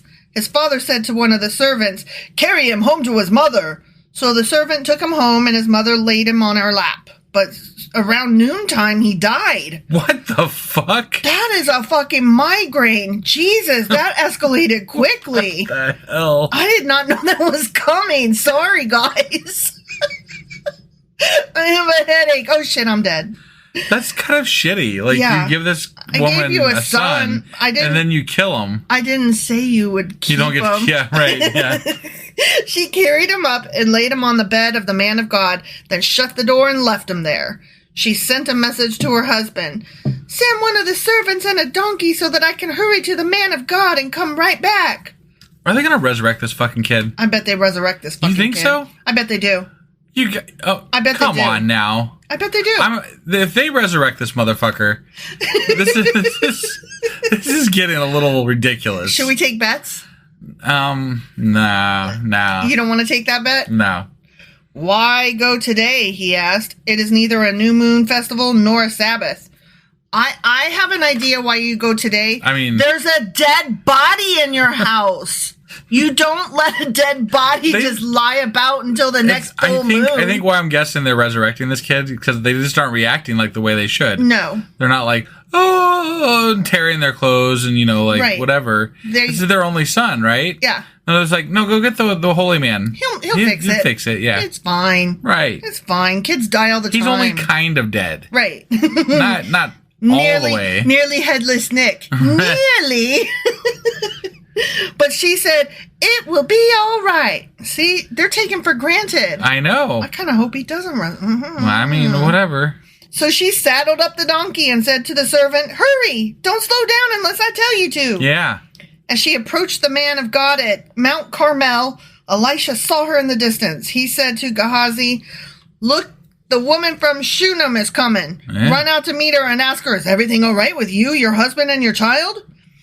Yes, the woman told Gehazi. No. Everything is fine. Correct. Right? My fucking son is dead. What the hell? Why did she tell the servant it's I don't all know. good? This is stupid. I don't understand the story. But when she came to the man of God at the mountain, she fell to the ground before him and caught hold of his feet. Gehazi began to push her away, but the man of God said, leave her alone. She's obviously deeply fucking trouble, but the Lord has not told me what it is. Okay. Why does the Lord... What does the Lord give a shit about this kid? This one kid. Why? I don't understand this story at all. Right. Then she said, did I ask you for a son, my lord? And didn't I say, don't deceive me and get my hopes up? I mean, you had a son. Yeah. Did you mean that would live until old age? Right, That wasn't part of the deal. Right. Then Elijah said to Gehazi, get ready to travel. Take my staff and go. Don't talk to anyone along the way. Go quickly and lay the staff on the child's face. What the fuck? But the boy's mother said, as surely as the Lord lives and you yourself live, I won't go home unless you go with me. Okay. She's okay. I mean, what? You believe in magic, but only kind of magic. Right. Only if he comes with you magic. I guess. He's like, my stick is magic. Can't you just take my stick? Right. It's fine. It'll be fine. What the fuck? I mean, was his stick literally just going to resurrect the kid? I guess. He was supposed to put one hell of a stick. He was supposed to put the stick on the kid's face. I don't see sticks like that laying around these days. No. So Elisha returned with her. Gehazi hurried on ahead and laid the staff on the child's face. Okay. See? Yeah. But nothing happened. Of course, yeah. They needed Elisha there, you know? It's a good thing he went with her. He's probably going to like hover over him like Elijah did with that other kid, you know? Right? Yeah. Yeah. Wasn't it Elijah that did that? I forget. Somebody who yeah, I'm pretty sure it was Elijah. I think so. Yeah, he did the last resurrection. Right. Yeah. These Elijah people. They're always bringing people back from the dead. Yeah. Sorry, I'm yawning. It's late at night. It is. There was no sign of life. None. He returned to meet Elisha and told him, my dude, the child is fucking dead. When Elijah arrived, the child was indeed fucking dead. Yeah. Lying there on the prophet's bed. He went in alone and shut the door behind him and prayed to the Lord. I mean, we can assume that's what he did because we weren't there after he shut the door. Right, yeah. He may have done something else for all we know. Right, yeah. I mean, why would you shut the door? I mean, weird. He's got to talk to the Lord, you know? You can't have company? I mean, I bet he desecrated that body. That's nasty. Jesus Christ. That's just horrible. Then he lay down on the child's body. He's doing exactly what Elijah did. Placing his mouth on the child's mouth. What the fuck? His eyes on the child's eyes. And his hands on the child's hands. his hands. Oh, and as he stretched out on him. This just doesn't sound right. The child's body began to grow warm again. Okay. If you were dead, right, and then you came back to life, and there is some man just laying on you, when you get the fuck off me. Yeah. Elijah got up, walked back and forth across the room once, and then stretched himself out again on the child. Okay. What? This doesn't feel right. I mean, apparently this is the way you resurrect people. This time according to the Bible, anyway. This time the boy sneezed 7 times and opened his eyes. Wow. Huh. Then Elisha summoned Gehazi. Call the child's mother, he said. And when she came in, Elijah said, here, take your fucking son. She fell at his feet. You're adding a lot of him. ad-lib here. I'm a little annoyed, quite frankly. Okay. Because she just gets her child to come back to life, huh? Right. It's pretty... It's hateful. Because I have a friend whose child died. And it's just fucking hateful is what it is. Yeah. You know, if this is a thing that could happen, why isn't it happening? Right. So, yeah, I'm a little fucking peeved. And they make it seem like it's just like, you know, easy peasy, right? What? Like, some kid died. I'm just gonna go resurrect him. I mean, she thought it was. She was just like, "What? I'm just gonna go talk to the holy man." It'll and be like fine. they don't even really have to do anything special towards God. Like Elijah had to go in there and like pray or something. This guy just was like, there's nothing else special about it. They're just like, let's resurrect him. Doopy doopy doo. Lay a stick on his face. I'll spread out. Put my mouth on his mouth. We're good. Yeah, that's gross. She fell at his feet and bowed before him, overwhelmed with gratitude. Then she took her son in her arms and carried him downstairs. Okay. Okay? Mm-hmm. So, that was that section. Now we've got another section. Okay. Yep. So now we've had another resurrection. Mm-hmm. Another fucking resurrection. Yeah, we've had 2 now, right? Yeah. Okay. God just recently started resurrecting people. Yeah. That wasn't a thing. I don't know what's going on, but he's like, I'm bored. Let's resurrect a couple kids. It was just this one little time period. These editors felt like it was very important. Apparently, to make some magic big. Right. Elisha now returned to Gilgal, and there was a famine in the land. Oh, no. They're always having a famine. Yeah. One day, as a group of prophets was seated before him, he said to his servant, "Put a large pot on the fire and make some stew for the rest of the group." One of the young men went out into the field to gather herbs and came back with a pocket full of wild gourds. A pocket full of shells. Pocket full of wild gourds, huh? Okay. Rally round the family with a pocket full of shells. What?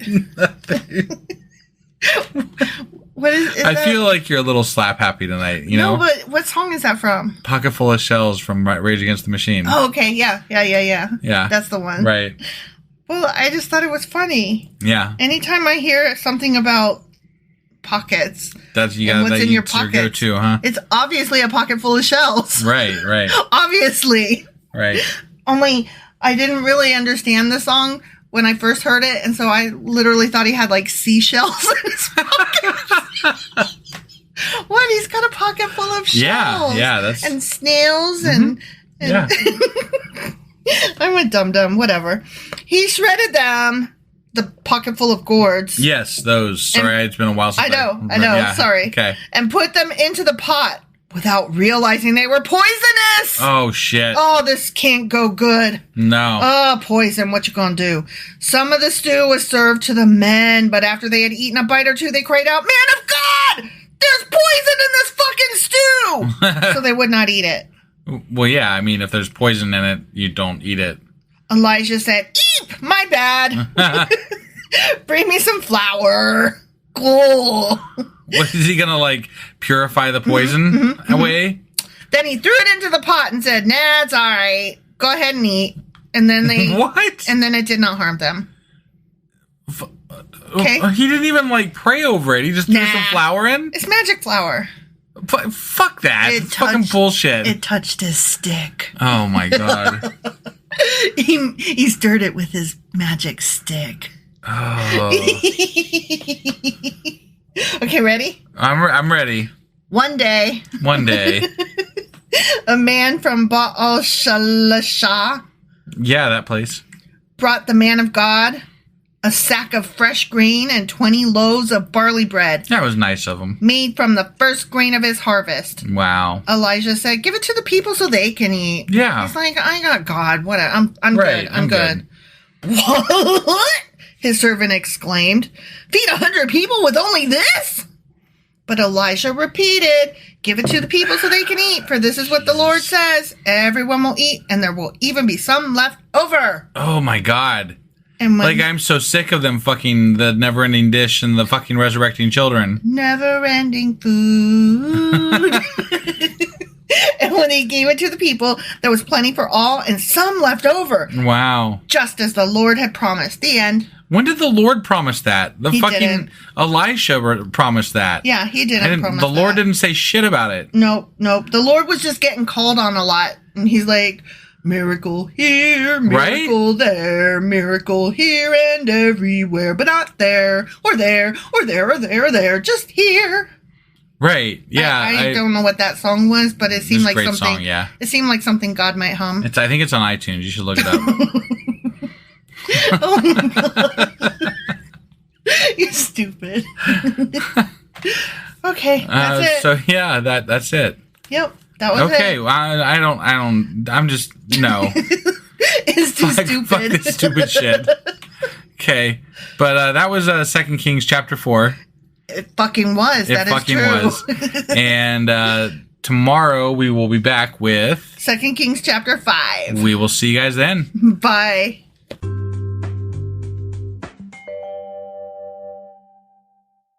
Husband. Wife. Do you remember what happened yesterday? I remember that there was a second resurrection. And some... Who was resurrected? Some kid that wasn't it Elisha had a room that he was like staying in, and then he gave this lady a kid, kind of, I guess. That died. Yeah, and then he died from a fucking massive headache, and then he came and resurrected.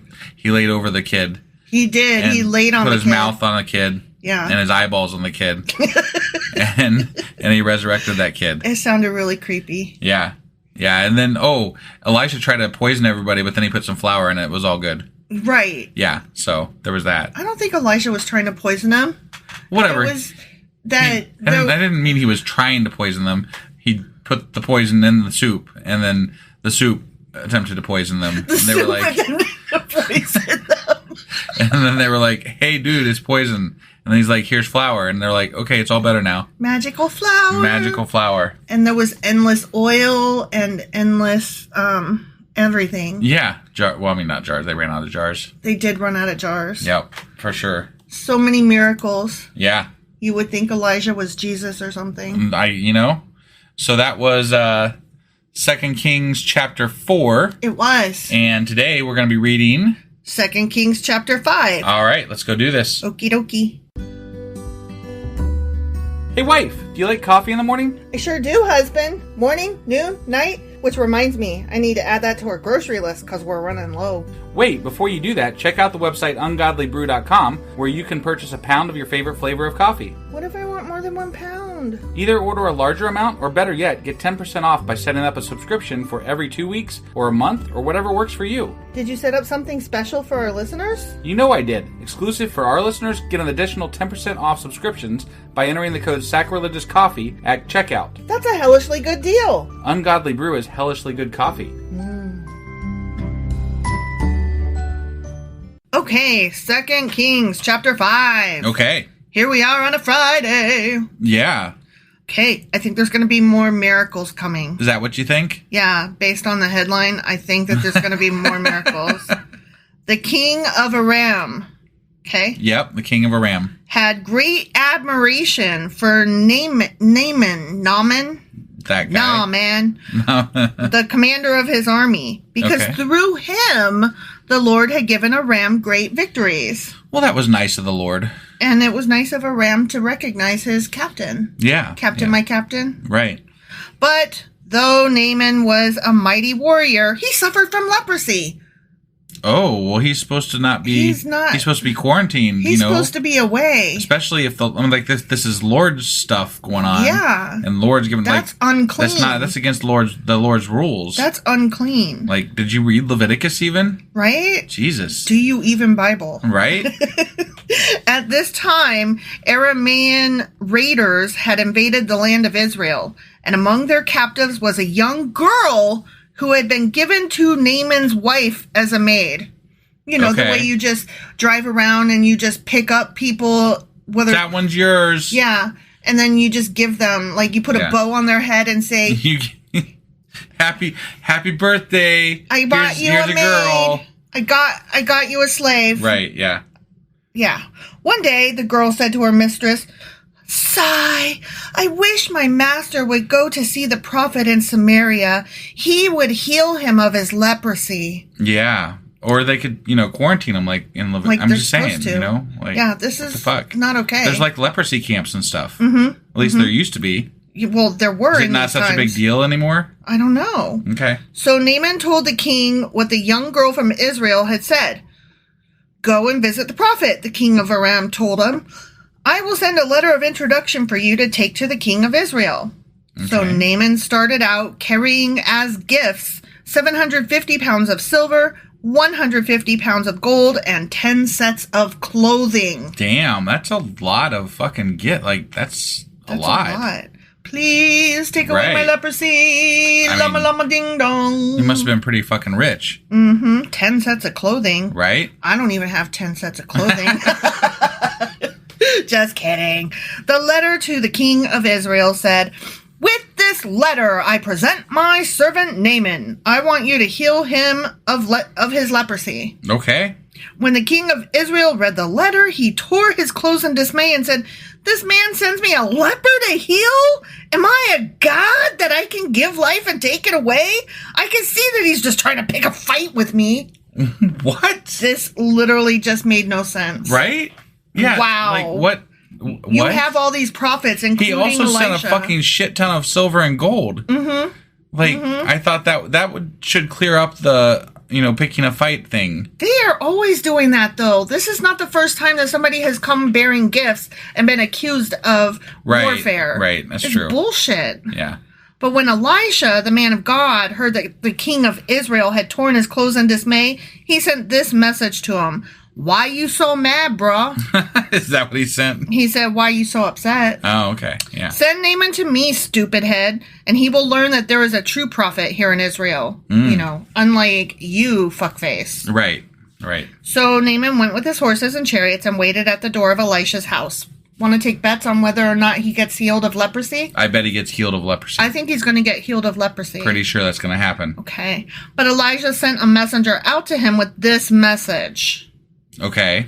"Go and wash yourself 7 times. Maybe that's all it takes to cure leprosy. In the Jordan River. Then your skin will be restored and you will be healed of your leprosy." This isn't a fucking miracle. This is just bathing. So wait, when you say wash 7 times, does that mean like you have to walk into the water and then walk out and be like 1? Yeah, I guess. Or does it mean you could stay in the water and you could be like, "I scrubbed, that was 1," and then No, I think you gotta do it 7 times.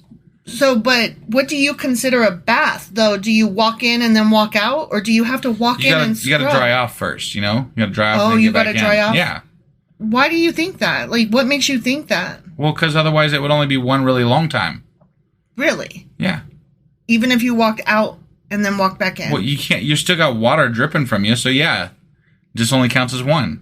I guess it's like if you go to the pool, even if you get out of the pool, you're still like pooling, right? Mm-hmm. You're doing the pool that day. Right. Okay, all right. But Naaman became angry and stalked away. "Dude, I thought he would certainly come out and meet me," he said. "I expected him to wave his hand over the leprosy and call on the name of the Lord his God and heal me." Yeah, that would be so much cooler. Aren't the rivers of Damascus, the Abana, and the Farpar? Farpar. Yeah. Better than any of the rivers in Israel? Why shouldn't I wash in them and be healed? Fuck, man. Yeah, there's so many better rivers than that one. The Jordan, jeez. Yeah. He's stupid. I mean, has he not heard of all the miracles? I guess not. Yeah. So Naaman turned and went away in rage. Didn't even try it, huh? Didn't even try it. Well, that sounds stupid to me. Like, okay, let me ask you this.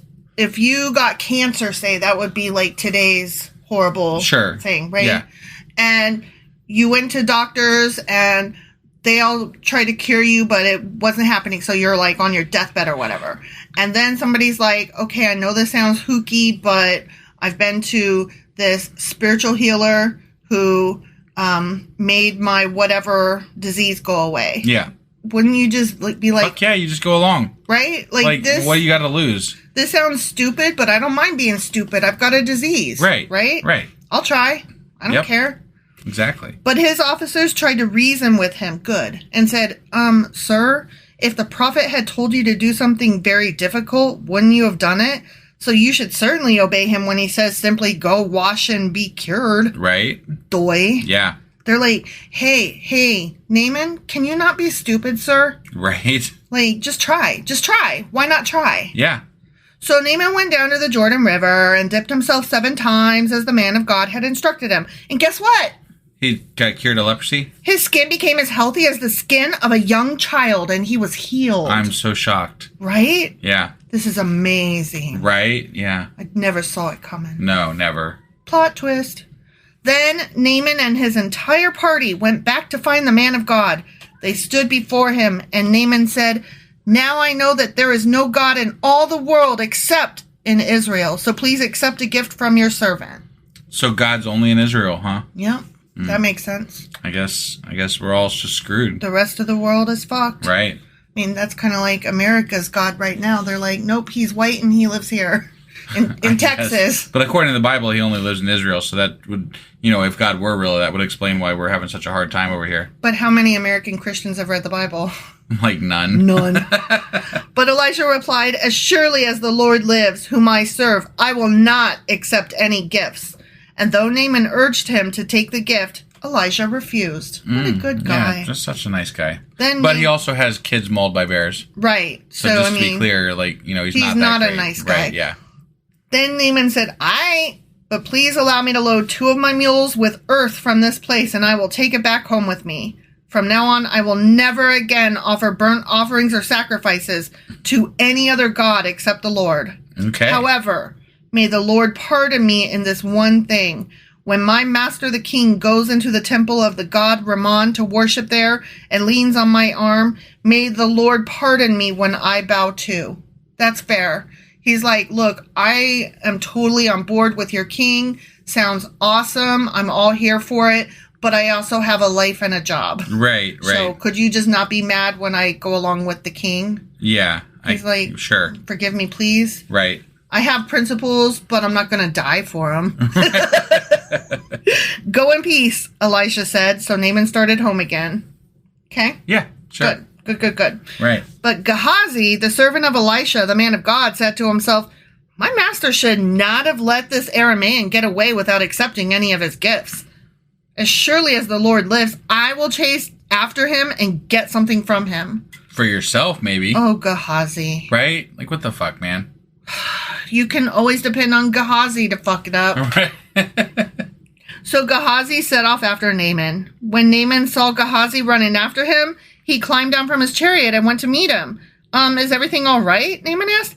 Yeah, Gehazi said, but my master has sent me to tell you that 2 young prophets from the hill country of Ephraim have just arrived. He would like 75 pounds of silver and 2 sets of clothing to give to them. Oh, okay. Okay. Yeah. By all means, take twice as much silver, Naaman insisted. I mean, yeah, I could see Naaman's like, you guys healed me of leprosy. Right. I was trying to give you this anyway. Right. He doesn't know. Right. He gave him 2 sets of clothing, tied up the money in 2 bags, and sent 2 of his servants to carry the gifts for Gehazi. But when they arrived at the citadel, Gehazi took the gifts from the servants and sent the men back. Then he went and hid the gifts inside his house. Because they weren't for fucking Elisha. Right. Who did it, and he took them for himself. When he went into his master, Elisha asked him, where have you been, Gehazi? Yeah, buddy. I haven't been anywhere, he replied. Oh, you're fucked, man. Yep. But Elisha asked him, don't you realize that I was there in spirit when Naaman stepped down from his chariot to meet you? This guy sounds too close to a fucking god, like a living god. He's Jesus. Right? Like, this is some bullshit. He's this miracle dude that resurrects people. This is weird. He's Old Testament JC. Right? Like, he's like Jesus OG. Like, we must have been like just this close to like worshiping Elisha instead of Jesus. Yeah, I think so. Is this okay? So, dude is continuing. Right. Is this the time to receive money and clothing, olive groves and vineyards, sheep and cattle and male and female servants? Because you have done this, you and your descendants will suffer from Naaman's leprosy forever. Oh, wow. Shit! Man, fucking screwed all your descendants, man. Right? When Gehazi left the room, he was covered with leprosy. His skin was white as snow. The end. Jesus. That's so funny because when a lot of fairy tales are like white as snow. Yeah. And like Snow White is supposed to be all good and stuff. Oh, yeah. Isn't that funny? Yeah. But white as snow, Snow White means you're covered with leprosy and you're gross and sick. Right, yeah. You nasty. Well, that's okay. I mean, that's a heavy price to pay for stealing. It really is. Like, I'm not saying that Gehazi, I don't know. God's been kind of hands off, and then all of a sudden now, just because this dude's like Elisha's servant, he's like, I'm going to kill you. I'm going to punish you and your whole fucking, all your kids and everything. Like, if you found out, let me ask you this. You get cursed, right? And you get leprosy, and you've been told all of your progeny are going to get it too. Right. Wouldn't you just not have kids and let it die with you? Well, yeah, of course. Like, I'm just going to not get... who would want to fuck me anyways? Well, I have leprosy. It doesn't matter. You're a man, and they're women, and it's the fucking Iron Age. So you're saying that your leprosy nasty dick is going to fuck people? I'm just saying. You're going to rape. You nasty. I'm not going to, just to be clear. Okay. But we are talking about Iron Age dumb fucks. Nasty men. So I'm just saying, like, that's probably going to happen. I always come across as a man hater, but I'm like, but men are rapey, generally speaking. In the Bible, they certainly are. Right, yeah. And yes, men get raped, but like the vast majority of people who do the raping are men. Right. So gross. I'm sorry. I'm not a man hater. I'm just like a rape hater. Yeah. You know? No, I'm I think with that's you there. fair. I'm a rape hater too. I'm glad you are. Yeah. Neither of us wants to be raped, and neither of us wants other people to get raped. That's right. That's right. Even, you know what? Even McConnell, I wouldn't wish rape on him. No, but he can fall down a flight of steps or something. I would get not really cry. badly bruised. If he fell off of a house that didn't have battlements, I would definitely. I mean, I don't want him to die. I'm not trying to wish death on him, but if he was dead, I wouldn't cry. Severely hurt would be funny. Like, you remember when it was all bruised up a while back? Yeah, that was funny. That was funny. I'm just saying. I mean, okay, it's not nice to laugh at other people's pain, but it's just that he has caused so much pain for millions of people. No, it's all relative, you know? It is all relative. It's like, would you wish harm on Hitler? Like, my automatic answer is, of course. Right. And then I'm like, oh, God, what kind of person am I? I'm wishing harm on another person. But... It's the age-old question of, like, if you could go back and kill Hitler as a child. Right. Would you? And I want to say yes, because it would save millions. Right. But it's a kid who hasn't committed a crime yet. Right. Exactly. So that's so hard. It's a hard question, right? I'd probably do it, though. If I'm being honest, I'd probably do it. Yeah. Yeah. And then I'd feel disgusting the rest of my life. Right. Right. But I think I would rather feel disgusting over one death for the rest of my life that I caused, rather than the millions that I let happen. But then you gotta also ask, did Hitler happen because of Hitler, or did Hitler happen because of a movement that would have happened anyway? And did God move his heart to do that? Oh, so shit. I've heard that this is a thing that comes up as an argument all the time on things, is that technically Hitler claimed Christianity, but he was basically an atheist. Like, if you really dig into it, he was kind of an atheist. Oh, are you serious? To some extent, but he used Christianity to motivate his Nazis, kind of like Trump. Yeah, no, and that was the parallel I was trying to draw. Oh, is that, like, yeah, it's very similar, because I don't believe for a second that Trump believes in God or knows the first goddamn thing about God. He doesn't. He doesn't give a fuck about God. Right. It's not that he believes or doesn't believe. It's not even something he thinks about. Right. He uses that for his platform. He uses it to gain followers. Yeah. He uses it to further his message. That's all. Yeah. That's all he does. Yep. And it is whatever. That's all. I don't know where I was going with that. I was just, speaking more because I could. Crusty. I just was thinking of the last words of this passage. His skin was white as snow, and then I was just like, thinking crusty? Leprosy, crusty. Oh, okay. Sorry. I don't even know what the fuck leprosy looks like, so. I mean, isn't it like flaky skin and stuff? Like maybe. Eczema times 10? I guess. I don't know. I could be wrong. Yeah. I'm glad it's not a thing anymore. Right. No, that's great. All right. Well, that's, I think, all we got, because we're just going on about nothing. That's the best me. Yeah.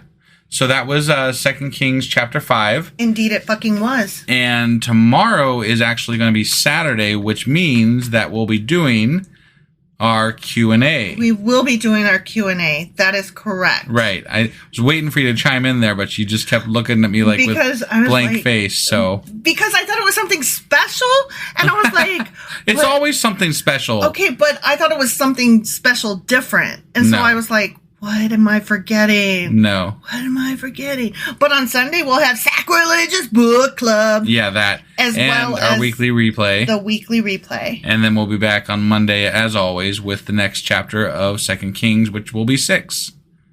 That was my part. I'm sorry. I fucked it. I'm sorry. I fucked it all up. I'm supposed to say. Go ahead. You're supposed to go. Go ahead. So, and then on Monday, we'll be back with 2 Kings chapter 6. There, and everything's better now with the world. It almost is. Just for that moment in time right there when you said it, everything for that moment right there. It felt gross when it was better. I kept waiting for you to shut up. Yeah, I didn't shut up. And then you didn't shut up. You just kept talking. I didn't. You're right. It made my stomach hurt. I was like, what are you doing? I'm sorry. I'm sure that there were listeners out there that were like, no.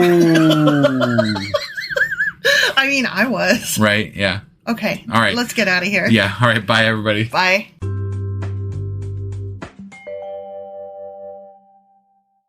Husband. Wife. Do you know what today is? I do. Do you know what today is? Today is Q&A Saturday. That's the one. It is. Yeah.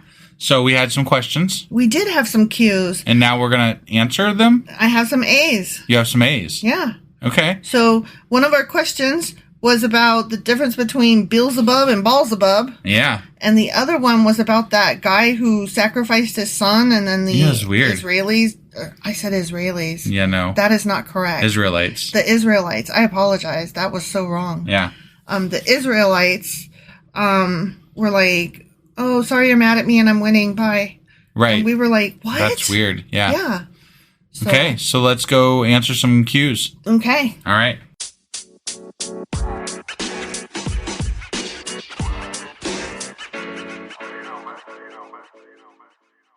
Okay, so about Beelzebub and Baalzebub. Beelzebub and Baalzebub.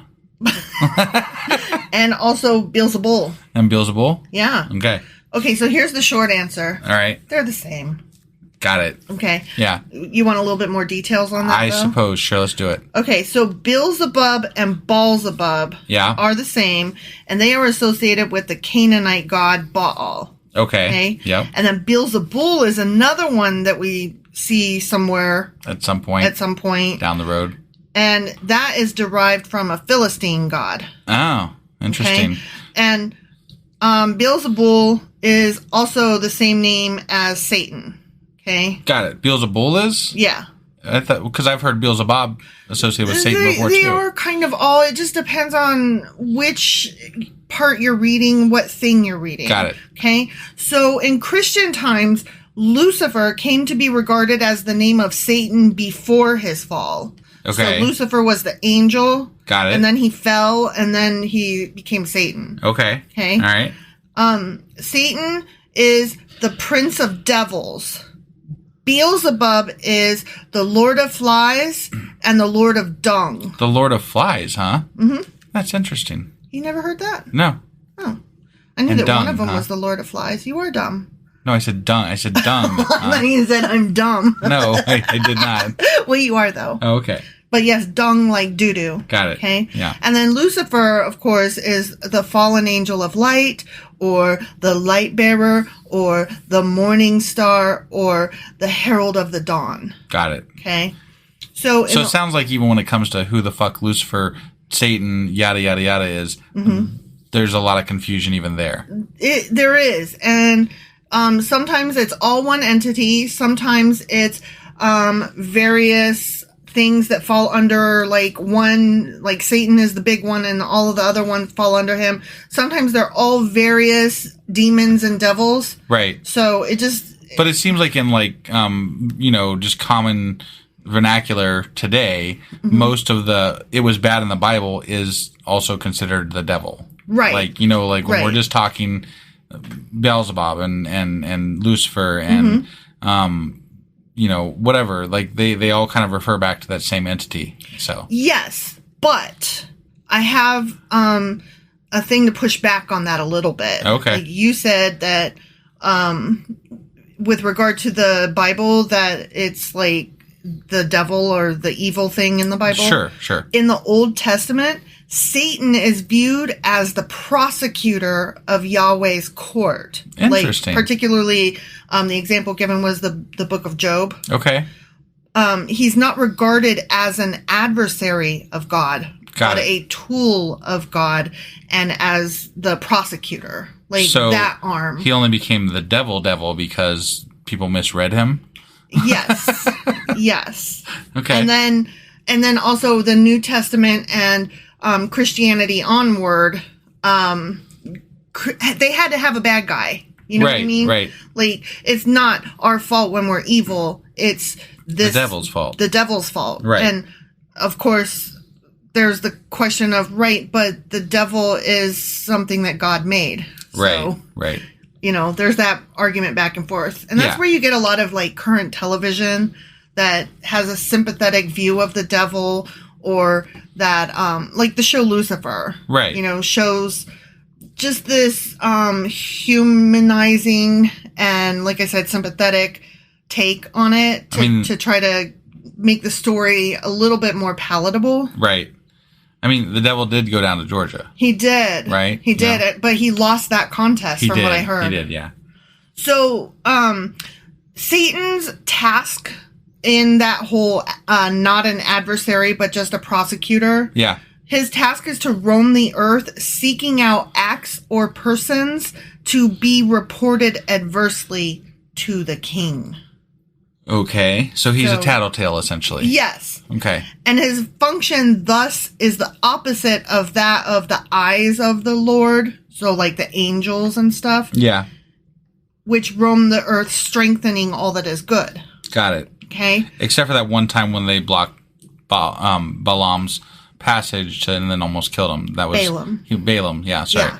He wasn't strengthening anything there. He was just ready to kill him. Yeah. So yeah. Again, it just depends on what part of the Bible you're reading. Right. And also God sent the people of the angels to destroy what were the two cities? The Sodom and Gomorrah. Yeah. So they did not strengthen anything there other than, God's a dick. Well, yeah. So one might say that they were supporting God by getting rid of evil. Sure. But I think that's a stretch. That is definitely a stretch. So through his subordinate demons, Satan can take possession of human bodies, afflicting them or making them diseased. Interesting. And that's where you get shows like what we're watching currently on Paramount is Evil. Right. And it is so good, you guys. It's actually an award-winning show. Oh, I didn't realize that. I didn't either. Yeah. I mean, there are some things that were, as far as quality, that we were okay. But it's fun. Let's just say the acting is phenomenal, right? The acting is phenomenal. Some of the characters, like the daughters, we just are like, stop. Just stop. Yeah, the daughters are trash. We hate the daughters. We hate the way the daughters are written. The actresses are fine, and the daughters would be fine if they were written less annoying. Right.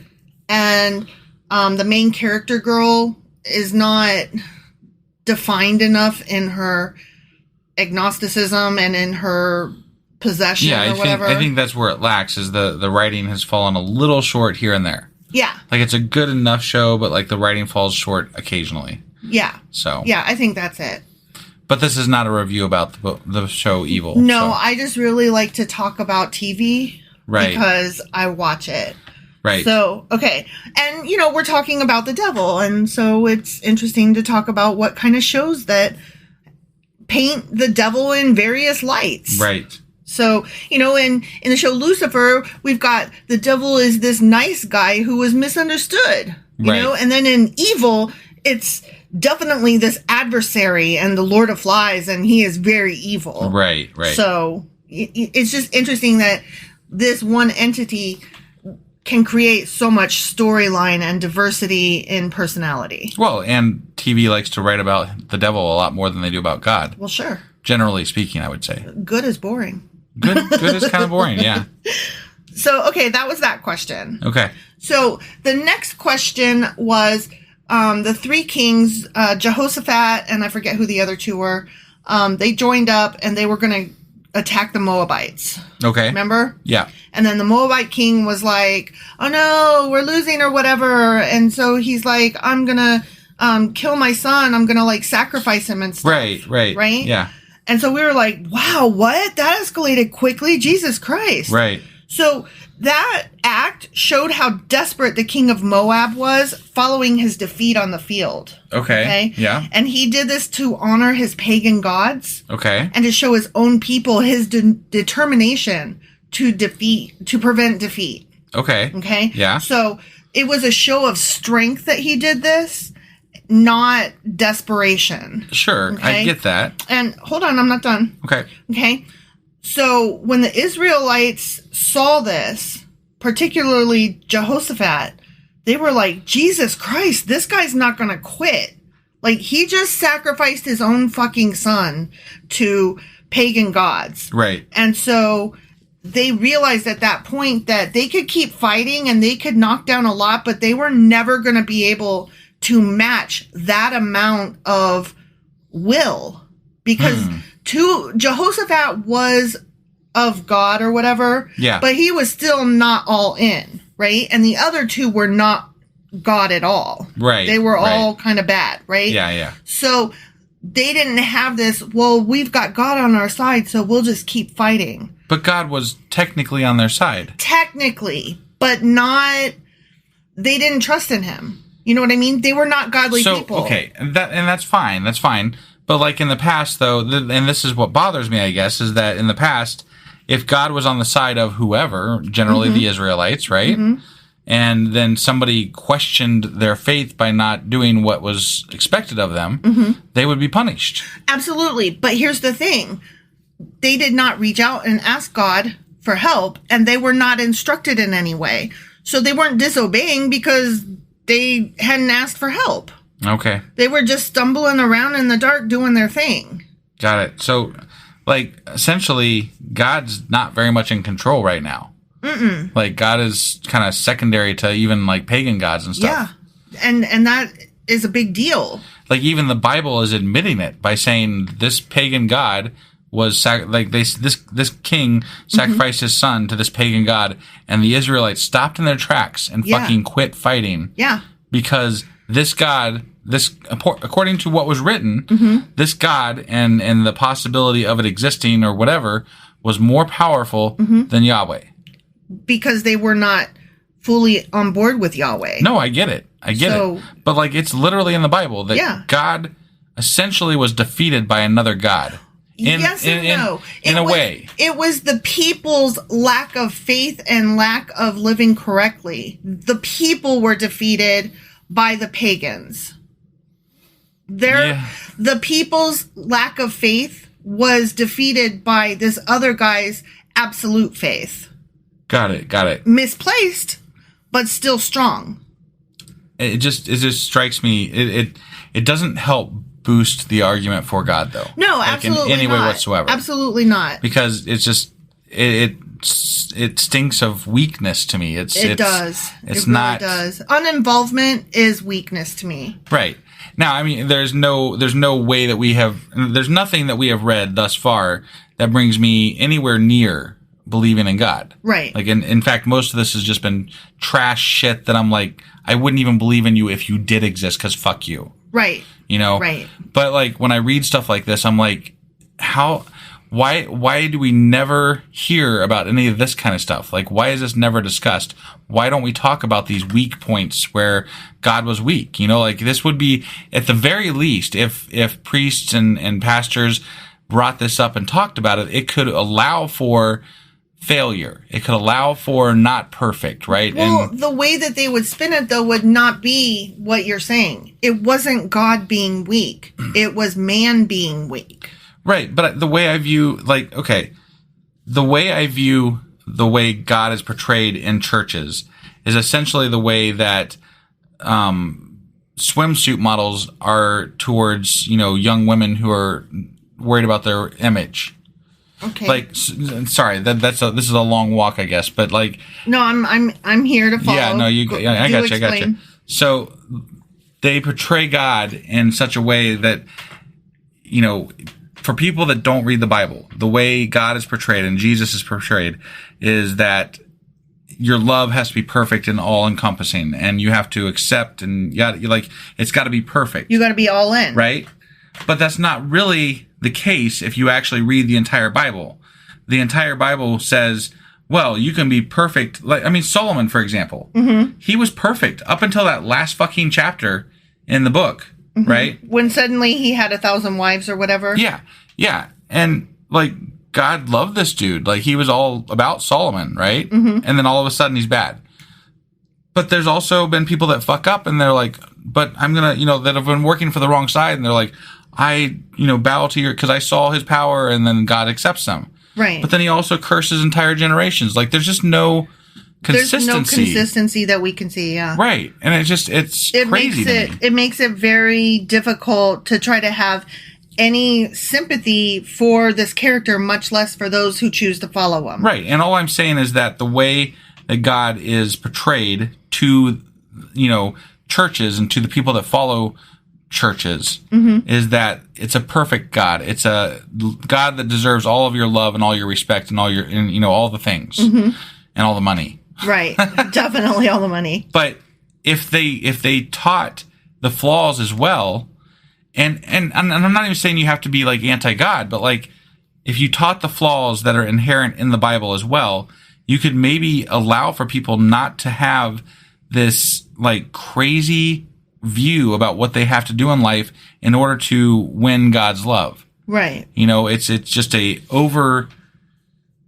don't know. It's too much. It's too much to live up to, and it's just not. You don't even have, like, the Bible allows for other things to be said that you could say and say, well, yes, even God's fucked up. Right. Right. And even God, even people that were there when he was around didn't fully believe. Like, right. I understand, like, you can be understanding to someone who doesn't fully understand and doesn't believe, because you can say, well, I understand because I've read the Bible and this is where this happens. And, yeah, I'm not trying to say, I'm just saying, like, I think that it's just not, there's no room for error in Christianity. You have to, right. It's all love for God. Well, and that is something that I can say on a personal basis with my parents. They think that the people who are like Jesus freaks and who are really into the peace and love of Jesus and forgiveness and all that, right, that they're wrong, because that is a just do your best to be a good person attitude. And they're like, no, it's more than that. Right. You have to do all the God all the way. And but even they haven't read all the Bible, because clearly they're not doing all, like, I could, if we really wanted to, I could take your parents' actions, even just around us, and I could say, this is not godly. This is not, like, I guarantee you have mixed threads in your fucking shirts. Yeah. I guarantee you've done this, that, or the other. Well, the thing is their kind of Christianity, they want to say that they are living by the Old Testament rules without living by the Old Testament rules, but they also want to say that they are with Jesus and Jesus is Lord and King and blah, blah, blah, but that also Jesus is too weak. Right. You know what I mean? Yeah. Like, no, they want their cake and eat it too. Yeah. And it doesn't really matter, because they're not actually the ones reading the Bible. They're reading the bits that somebody tells them to read. Sure. And then they're saying that they agree with they essentially think they've read I guarantee if we talk to your parents and ask them if they read the Bible, they would say yes. Oh, yeah. Like 100%. Yeah, absolutely. But I also guarantee in the same breath, they have not read the entire Bible. At least if they have, not in the straight through method. No. And not without a coach nearby. Right. Like, I absolutely you may have agree touched with you. every section, but you haven't read the Bible. Right. No, I totally agree with you on that. So, I don't know. I just... It's very frustrating. It really is. Because we're trying to find a way to understand. Like, we're trying to come into this story and this world and be like, okay, give me your best case. Present yourself. And at this point, I feel like I'm just holding out for the New Testament, because I'm like, no, I got nothing, man. This is trash. This is crap. Yeah, definitely. So, I mean, we're having fun with this. Sure. I'm enjoying doing what we're doing, Sure. and I love learning about it, because it just it reinforces my beliefs. It reinforces my belief that there is no God. You know, and it's just there's no way. There's no fucking way. I agree. That's 100%. All. That's all I got. I started out agnostic, and now I'm pretty hard atheist. Yeah. I mean, that's how far I've come. So there you go. Well, it's this wonderful idea, right? Like, you just, on the side, it's like, yeah, okay, God, sure. Well, mostly my agnosticism wasn't like, I allow for possibilities, so much as that I'm like, well, in my personal life, it doesn't really matter one way or the other. Right. Like, but you don't even want to be associated with this fucker, do you? No. I'm like, no, there's absolutely no God, because this God of this book is just human trash. Yeah, right. You know? Definitely. All right. We're going on a bit here, so we're going to go ahead and cut this off, and we will be back tomorrow with Sacrilegious Book Club. That's the one. All right. We'll see you guys tomorrow for the book club and the wrap-up, and then we'll be back on Monday with 2 Kings chapter 6. See you guys. Bye.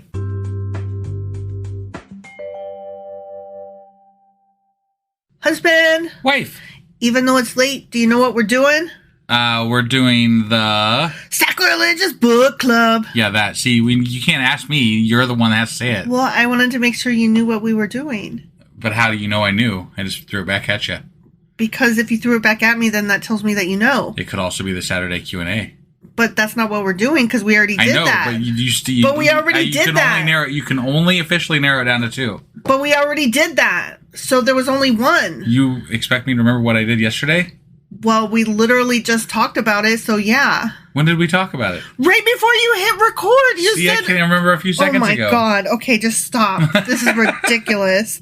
So we're doing the book of Leviticus. Okay. That is what we're doing. What pages was it going over? In Asimov's Guide to the Bible, it is pages 154 through 164. We did not break it up into sections thus far, or because of that. What am I saying? I have no idea. We did not break it up into sections because it's only 10 pages long. Oh, okay. So I'm doing the whole book. Whole book. The whole book. One shot. One shot. Okay. Sorry. Awesome. I'm still not all here. I'm kind of sick, so all right, sorry. Let's go Again, do this. Sorry. Bye.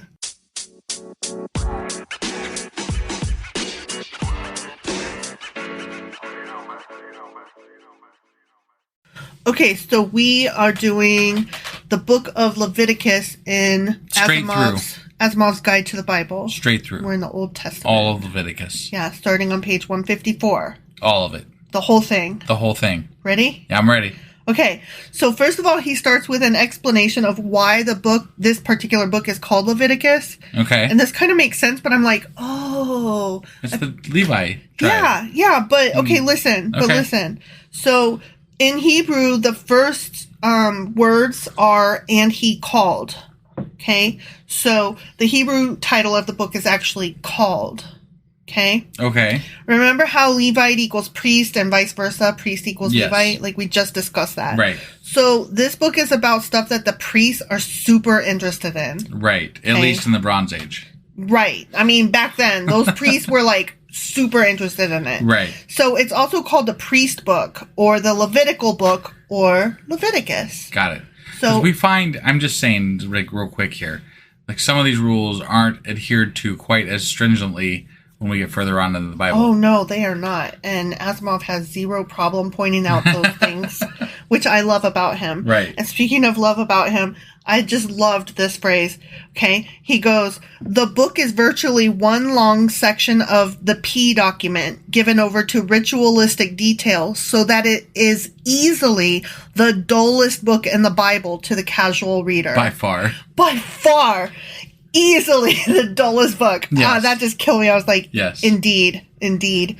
So that was a really short section. Also on the same page, 154, he talks about the word leaven, which that has to do with unleavened bread or leavened bread. Yep. So, okay, he says, originally the flour used in making bread was simply baked into flat, hard cakes that had the virtue of remaining fit to eat for long periods of time. Okay, so it's like they had natural preservatives built in. Right. Okay.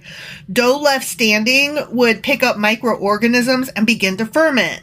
And while yummy when fresh, it would not keep as well. Right. And quickly become dry and moldy. Sure. So then he says, to the Israelites, fermentation seemed a form of corruption And however pleasant leavened bread might be to eat, there was still the stigma of corruption and impurity about it. I see. So bread to be offered on the altar to God must be pure and uncorrupt and must therefore be unleavened. That's a shame, because leavened bread... bread is so num-num. So good. And it smells great. Okay. Next section is unclean on page... Unclean. on page 156. Yeah. Okay, he says, to us, clean and unclean tends to be a hygienic matter. Right. Something is unclean if it is dirty or has an offensive smell. Correct. Or is laden with dangerous bacteria. Correct. The biblical use of the term involves religious ritual. Right.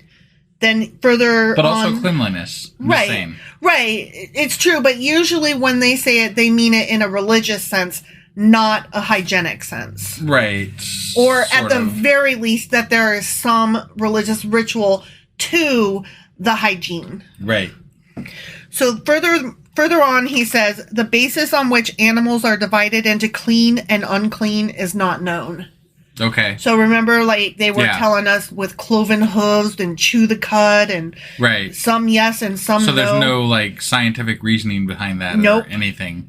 Nope. Just random-ish. And he said, I always assumed it was to enforce safety and hygiene in food preparation and consumption. Right. And it could be, but it could also be to differentiate them from surrounding cultures. Okay. Because the more that you have specific rules that are like, this is how our club operates. Right. Then it gives you something that sets your club apart from all the other clubs around you. Yeah, and I suppose if you're hunting different stuff than the other ones, then that makes it easier to hunt for stuff. Right? True. Just saying. But it's also like, in Mean Girls, we wear pink on Wednesdays. Right. Like that kind of thing. Yeah. So, okay, next section is the Day of Atonement, page 157. Okay. Mm-hmm. In addition to the rules about cleanliness, Leviticus is also concerned with the consequences of sin. Yeah. So he says, Asimov says, to sin, that is, to disobey the commandments of God, involves separation from God. To cancel sin according to a prescribed ritual is to restore oneself to the presence of God, to make oneself more at one with God. The sinner must atone, therefore, or make atonement. Got it. So that's what the Day of Atonement was about. It was about getting rid of the sin and starting over. Reaching back out to God or whatever. Yeah, putting yourself back into a starting place or whatever. That's why we haven't seen God. We have never atoned. Whatever. I don't plan to either. I'm only sorry for what I'm sorry for. Yeah. And I'm not going to be sorry for things that I don't think I need to be sorry for. I'm totally with you. Just, fuck off. That was funny. With your judgment. I wasn't judging you. Not you, like God. Fuck off with your judgment. Oh, okay. I will be the boss of what I am sorry about. Okay. That's all. Got it. Okay, the next section is Azazel on page 158. Okay. Mm-hmm. He says, and this is a quote from, I forget where it is, and I didn't write it down. That was dumb. It's from the Bible. Right. It's from Leviticus. Yeah. And Aaron shall cast lots upon the 2 goats. One lot for the Lord and the other lot for the scapegoat. Yeah. Okay. I remember that. So the priest drew lots, right? Right. One goat would be, quote, sacrificed to the Lord as atonement for the sins of the nation. The other would be led off into the wilderness. Oh, Zen. Bearing with it all those sins. Yeah. So that punishment might befall it rather than the nation of Israel and its people. Right. Okay. Yep. So the escaped goat, what was it called? A scapegoat. A scapegoat, which is any person or object who, himself innocent, suffers vicariously for the deeds of another. Yeah. We still use that term to this day. Yeah. That goat got a raw deal. Right? So the Hebrew word translated into scapegoat is Azazel. Okay. Which, does that sound familiar at all? It does, but I don't know. It's a devil-y type word. That's what I thought, but I wasn't sure. So the way that I read that quote was, and Aaron shall cast lots upon the 2 goats, one lot for the Lord and the other lot for the scapegoat. But how it reads in older texts is, and Aaron shall cast lots upon the 2 goats, one lot for the Lord and the other lot for his Azazel. Got it. So it's almost like they were worshiping 2 gods, sort of? No. I mean, no. Ish.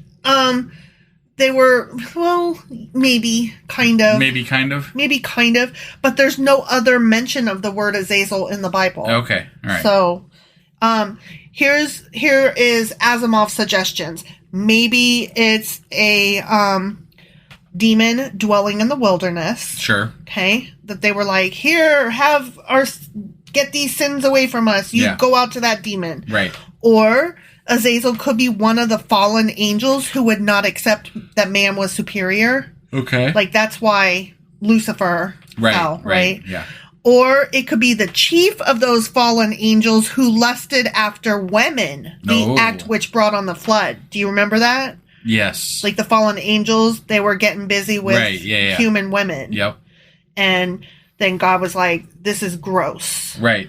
My angels are fucking my people. Yeah. Nasty. Making giants. So he was like, flood that. Yeah. So Asimov is like, but here's some suggestions. Sure. So. Okay.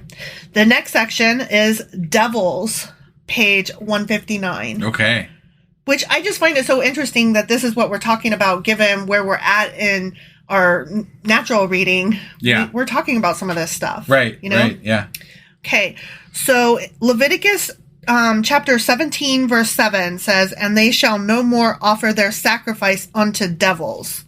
So the word devil comes from the Greek diabolos, which is funny because you know the game Diablo. I knew you were going to think of that, so I went ahead and did it for you. Right. And that word means slanderer. So Asimov says, the name applies to evil spirits that slander God in men's ears, urging them on to disobedience and sin. Devils comes from the Hebrew serum, or wild goats. Oh. Okay, so Asimov has another couple things to say here. Yeah. Okay, and these kind of blew my mind. Okay. The Greeks visualized the woods to be full of nature spirits in the shape of men with the horns, tail, and hindquarters of goats, always in a state of sexual heat. They called them satyrs, and the word has entered the modern psychiatric vocabulary to represent men suffering from insatiable sexual desires. Huh. Then furthermore, he says, the popular conception of Satan today with his horns, tail, and cloven hoof shows that he is still pictured as a satyr. I see. And did you know that the word satyr is where the word satire comes from? I didn't know that. Isn't that interesting? Yeah. I love etymology. Yeah. Okay, so the next section is blood on page 160. Okay. And Asimov says, blood is considered to contain the principle of life, as is reasonable, seeing that long continued bleeding will kill a man who seems otherwise unharmed. Right. Life as a creation of God cannot be appropriated by man, and man cannot therefore eat blood. Got it. So that's why there's that whole commandment of don't fucking eat blood, guys. Right. It comes from because blood is the life thing, the life force. Yeah. And even before Leviticus, God had told Noah not to consume blood. So it was like in there early on. It was like a old rule. Got it. Okay. Okay. Yeah. So the next section is familiar spirits on page 161. Do you have a familiar spirit? I do not. I do not either. So Leviticus chapter 19, verse 31 says, regard them not that have familiar spirits, neither seek after wizards. Okay? Now, wizard is a wise man, presumably one who knows how to bend supernatural forces to his will. Mm-hmm. The Bible does not say that such spirits do not exist, or that wizards do not have the power to which they pretend. The objection rests on the fact that the rites practiced by wizards are idolatrous. And that's something that you and I have pointed out with regard to other gods. The Bible does not say that these other magics, these other gods, these other ghosts, these other things, the Bible doesn't say they don't exist. Right. It gives you rules on whether or not to recognize them or how to behave with them. Well, and just in the mere acceptance of these other weird ideas, right, is partly why it still seems so absurd. Like, right. You know, right. like the Bible allows for these things to exist. Therefore, we all agree now that those other things don't exist, but we still don't agree on God. Right. But they were all there in the Bible. Right. So exactly. It's all or nothing, guys. I know. It's all ridiculous or nothing is ridiculous. Like, if you believe that the Bible is God's word and you believe that God is real, then you also have to believe, as the Bible points out, that there are other gods. Right. And there are such things as magic and witches and people that can tell the future and all that kind of stuff. Mm-hmm. So the feminine word for wizard is, of course, witch. Got it. And so women bore the brunt of that tagline much more heavily than men did. What do you think? Because wizard is like cool, and you know, witch is like burn at the stake, and that is specifically stated in the Bible. Thou shalt not suffer a witch to live. Right. And so a lot of old women or women who lived on their own would get that treatment. Right. That men did not. Yeah. So, Asimov says, ancient pagan practices endured undercover throughout the centuries of Christian Europe. Fighting witchcraft was sometimes Christianity's way of fighting an older and competing religion. Yeah. I mean, obviously, it still kind of is a little bit. Yeah. Like, they still treat it as an enemy. Right. At some level. Right. Like, obviously, they're not out there, like, fighting it, but... But they would say that we're being Christian and we're just fighting, we don't want witches to live. But what they were really doing was fighting pagans. Right. So I just found that really interesting. Yeah. So the next section is Molech on page 162. All right, Molech. Molech comes from the word Melech, M-E-L-E-C-H, which means king. Okay? Yeah. The biblical writers excuse me, I'm so sorry. The biblical writers avoided referring to idols as kings or lords by instead calling them Bosheth, which means shame. Okay? So, you know how like they would not call God by his name and instead they had just those certain letters? Yeah. Okay? So that's what they would do with idols. They would call them something else instead of whatever the name of the god was or whatever. Sure. Okay, so the word Bosheth, shame, became Melech when diacritical marks were added, and eventually Melech became Molech. I had to go back and look. Wait, what again are diacritical marks? Yeah. Do you remember when they wouldn't call God by his name, so they used those letters instead? And then they put the pronunciation marks underneath. The Jewish scholars placed little diacritical marks under the Hebrew consonants, indicating the vowel sounds that went with each of them in each particular word. Got it. And we covered that like several pages back or several sections back, but I just wanted to reiterate that it applied to more than just the word God. Or Yahweh, or Yahweh. Got it. It also, it applied to anything that they wanted to make sure people throughout history would remember how to pronounce once memory was gone of how to pronounce it. Sure.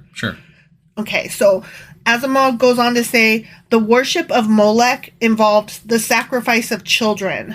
Primitive men felt that the dearer and more loved the object sacrificed to a god, the more impressed the god would be and the more apt to answer the prayer.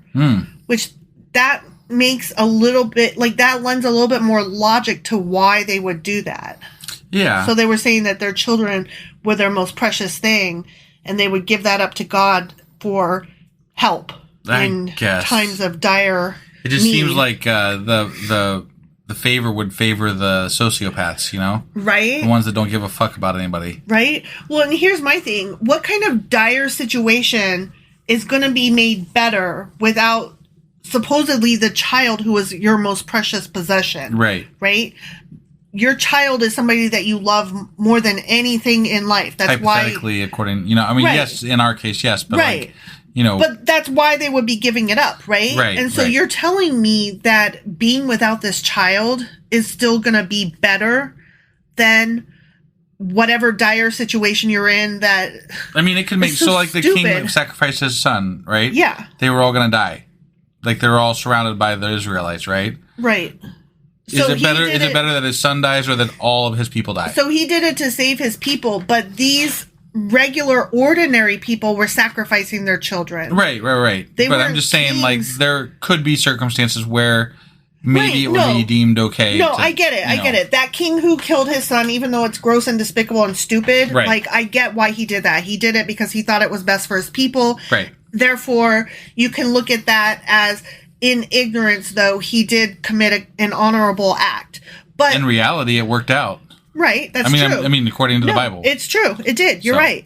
But when we see an ordinary person do it, they're not... Right. No, they're an asshole. They're not doing it like... You don't owe your whole, like, I'm going to kill my kids so that the entire land will... have crops or something. Yeah, like, that just seems so... Yeah, no, fuck that. Stupid. I don't know. Whatever. I can't possibly get into the mindset. I'm just way too biased and of this century. Right. So Asimov goes on to say many men of the period applied the word Melech to Yahweh and assumed themselves to be sacrificing to God in an approved manner, as Abraham was ready to do in sacrificing Isaac. So they did not necessarily view this as a competing... they thought they were worshiping Yahweh. Yeah. Interesting. So it's just another way that different religious practices kind of intermingled. So it's also almost like Baptist versus Lutheran. Yeah. Like... Really. Or Baptist versus Catholics, you know? Like... Who's got the right of it? Sure. No, you're both stupid. Right. So the next and final section is Jubilee, and that is on page 163. Okay. Jubilee was a special festival which was never put thoroughly into practice, which I think is funny. Yeah, that is funny. Right? Asimov says, in a way, it was a method of starting things fresh every half century so as to prevent the accumulation of economic injustice. It was a beautiful idea, but impractical. Okay.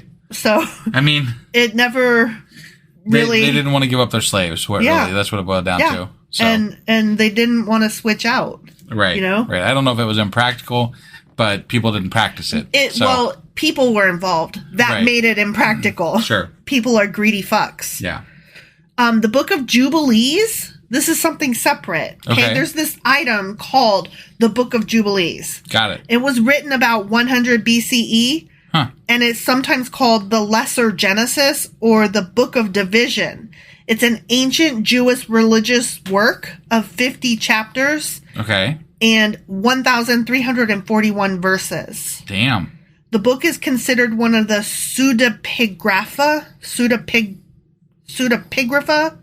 I'm sure I'm pronouncing that wrong. Right. I'll tell you again what that means in a second. Okay. It's considered a pseudo whatever by Roman Catholic, Eastern Orthodox, and Protestant churches. It is also not considered canonical within Judaism outside of Ethiopian Jews. Okay. Pseudepigrapha are falsely attributed works, texts whose claimed author is not the true author, or a work whose real author attributed it to a figure of the past. So it's just like false works that are still like some would consider the Dead Sea Scrolls to be this pseudepigrapha. Right. But they're not. Right. But anyway, this book was well known to early Christians, and the text was also utilized by the community that originally collected the Dead Sea Scrolls.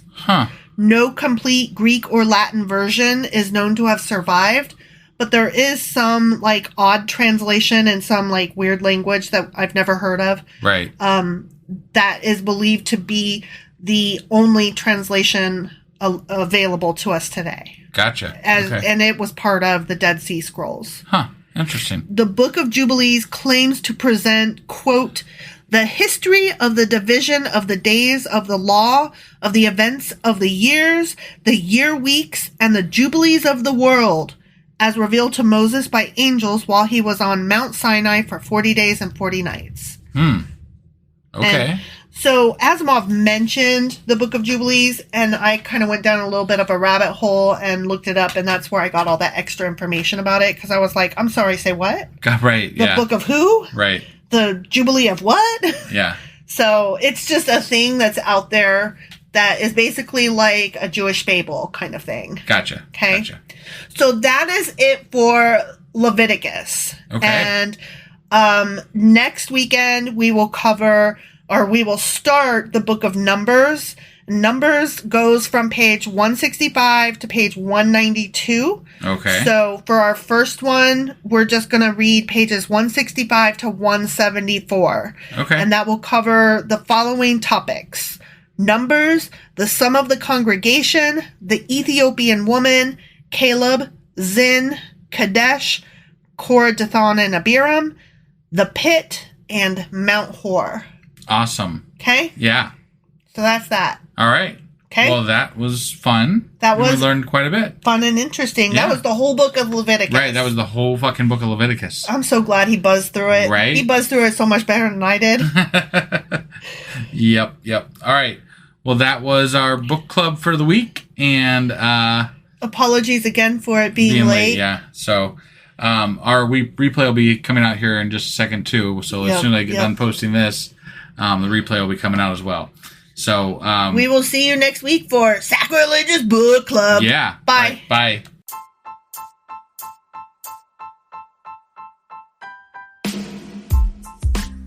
Hey, wife, I guess that's the end?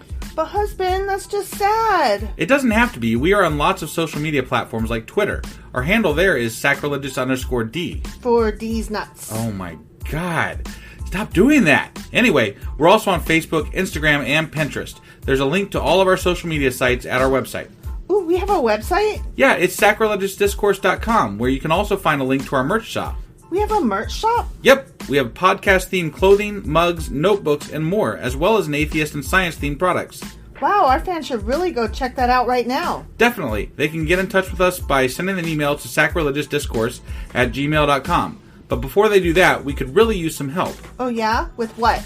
Well, it's not free running the podcast, and we need some financial support in order to get better equipment, which will free up time so we can concentrate on our podcast and our fans. Okay, so what should they do?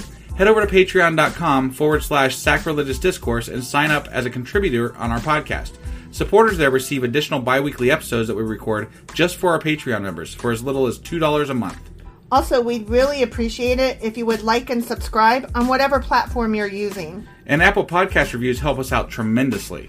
Like and subscribe. Leave an Apple review. Join us on Twitter. Support us on Patreon. That's a lot of instructions. Don't forget to say thanks. Thanks. Okay, bye.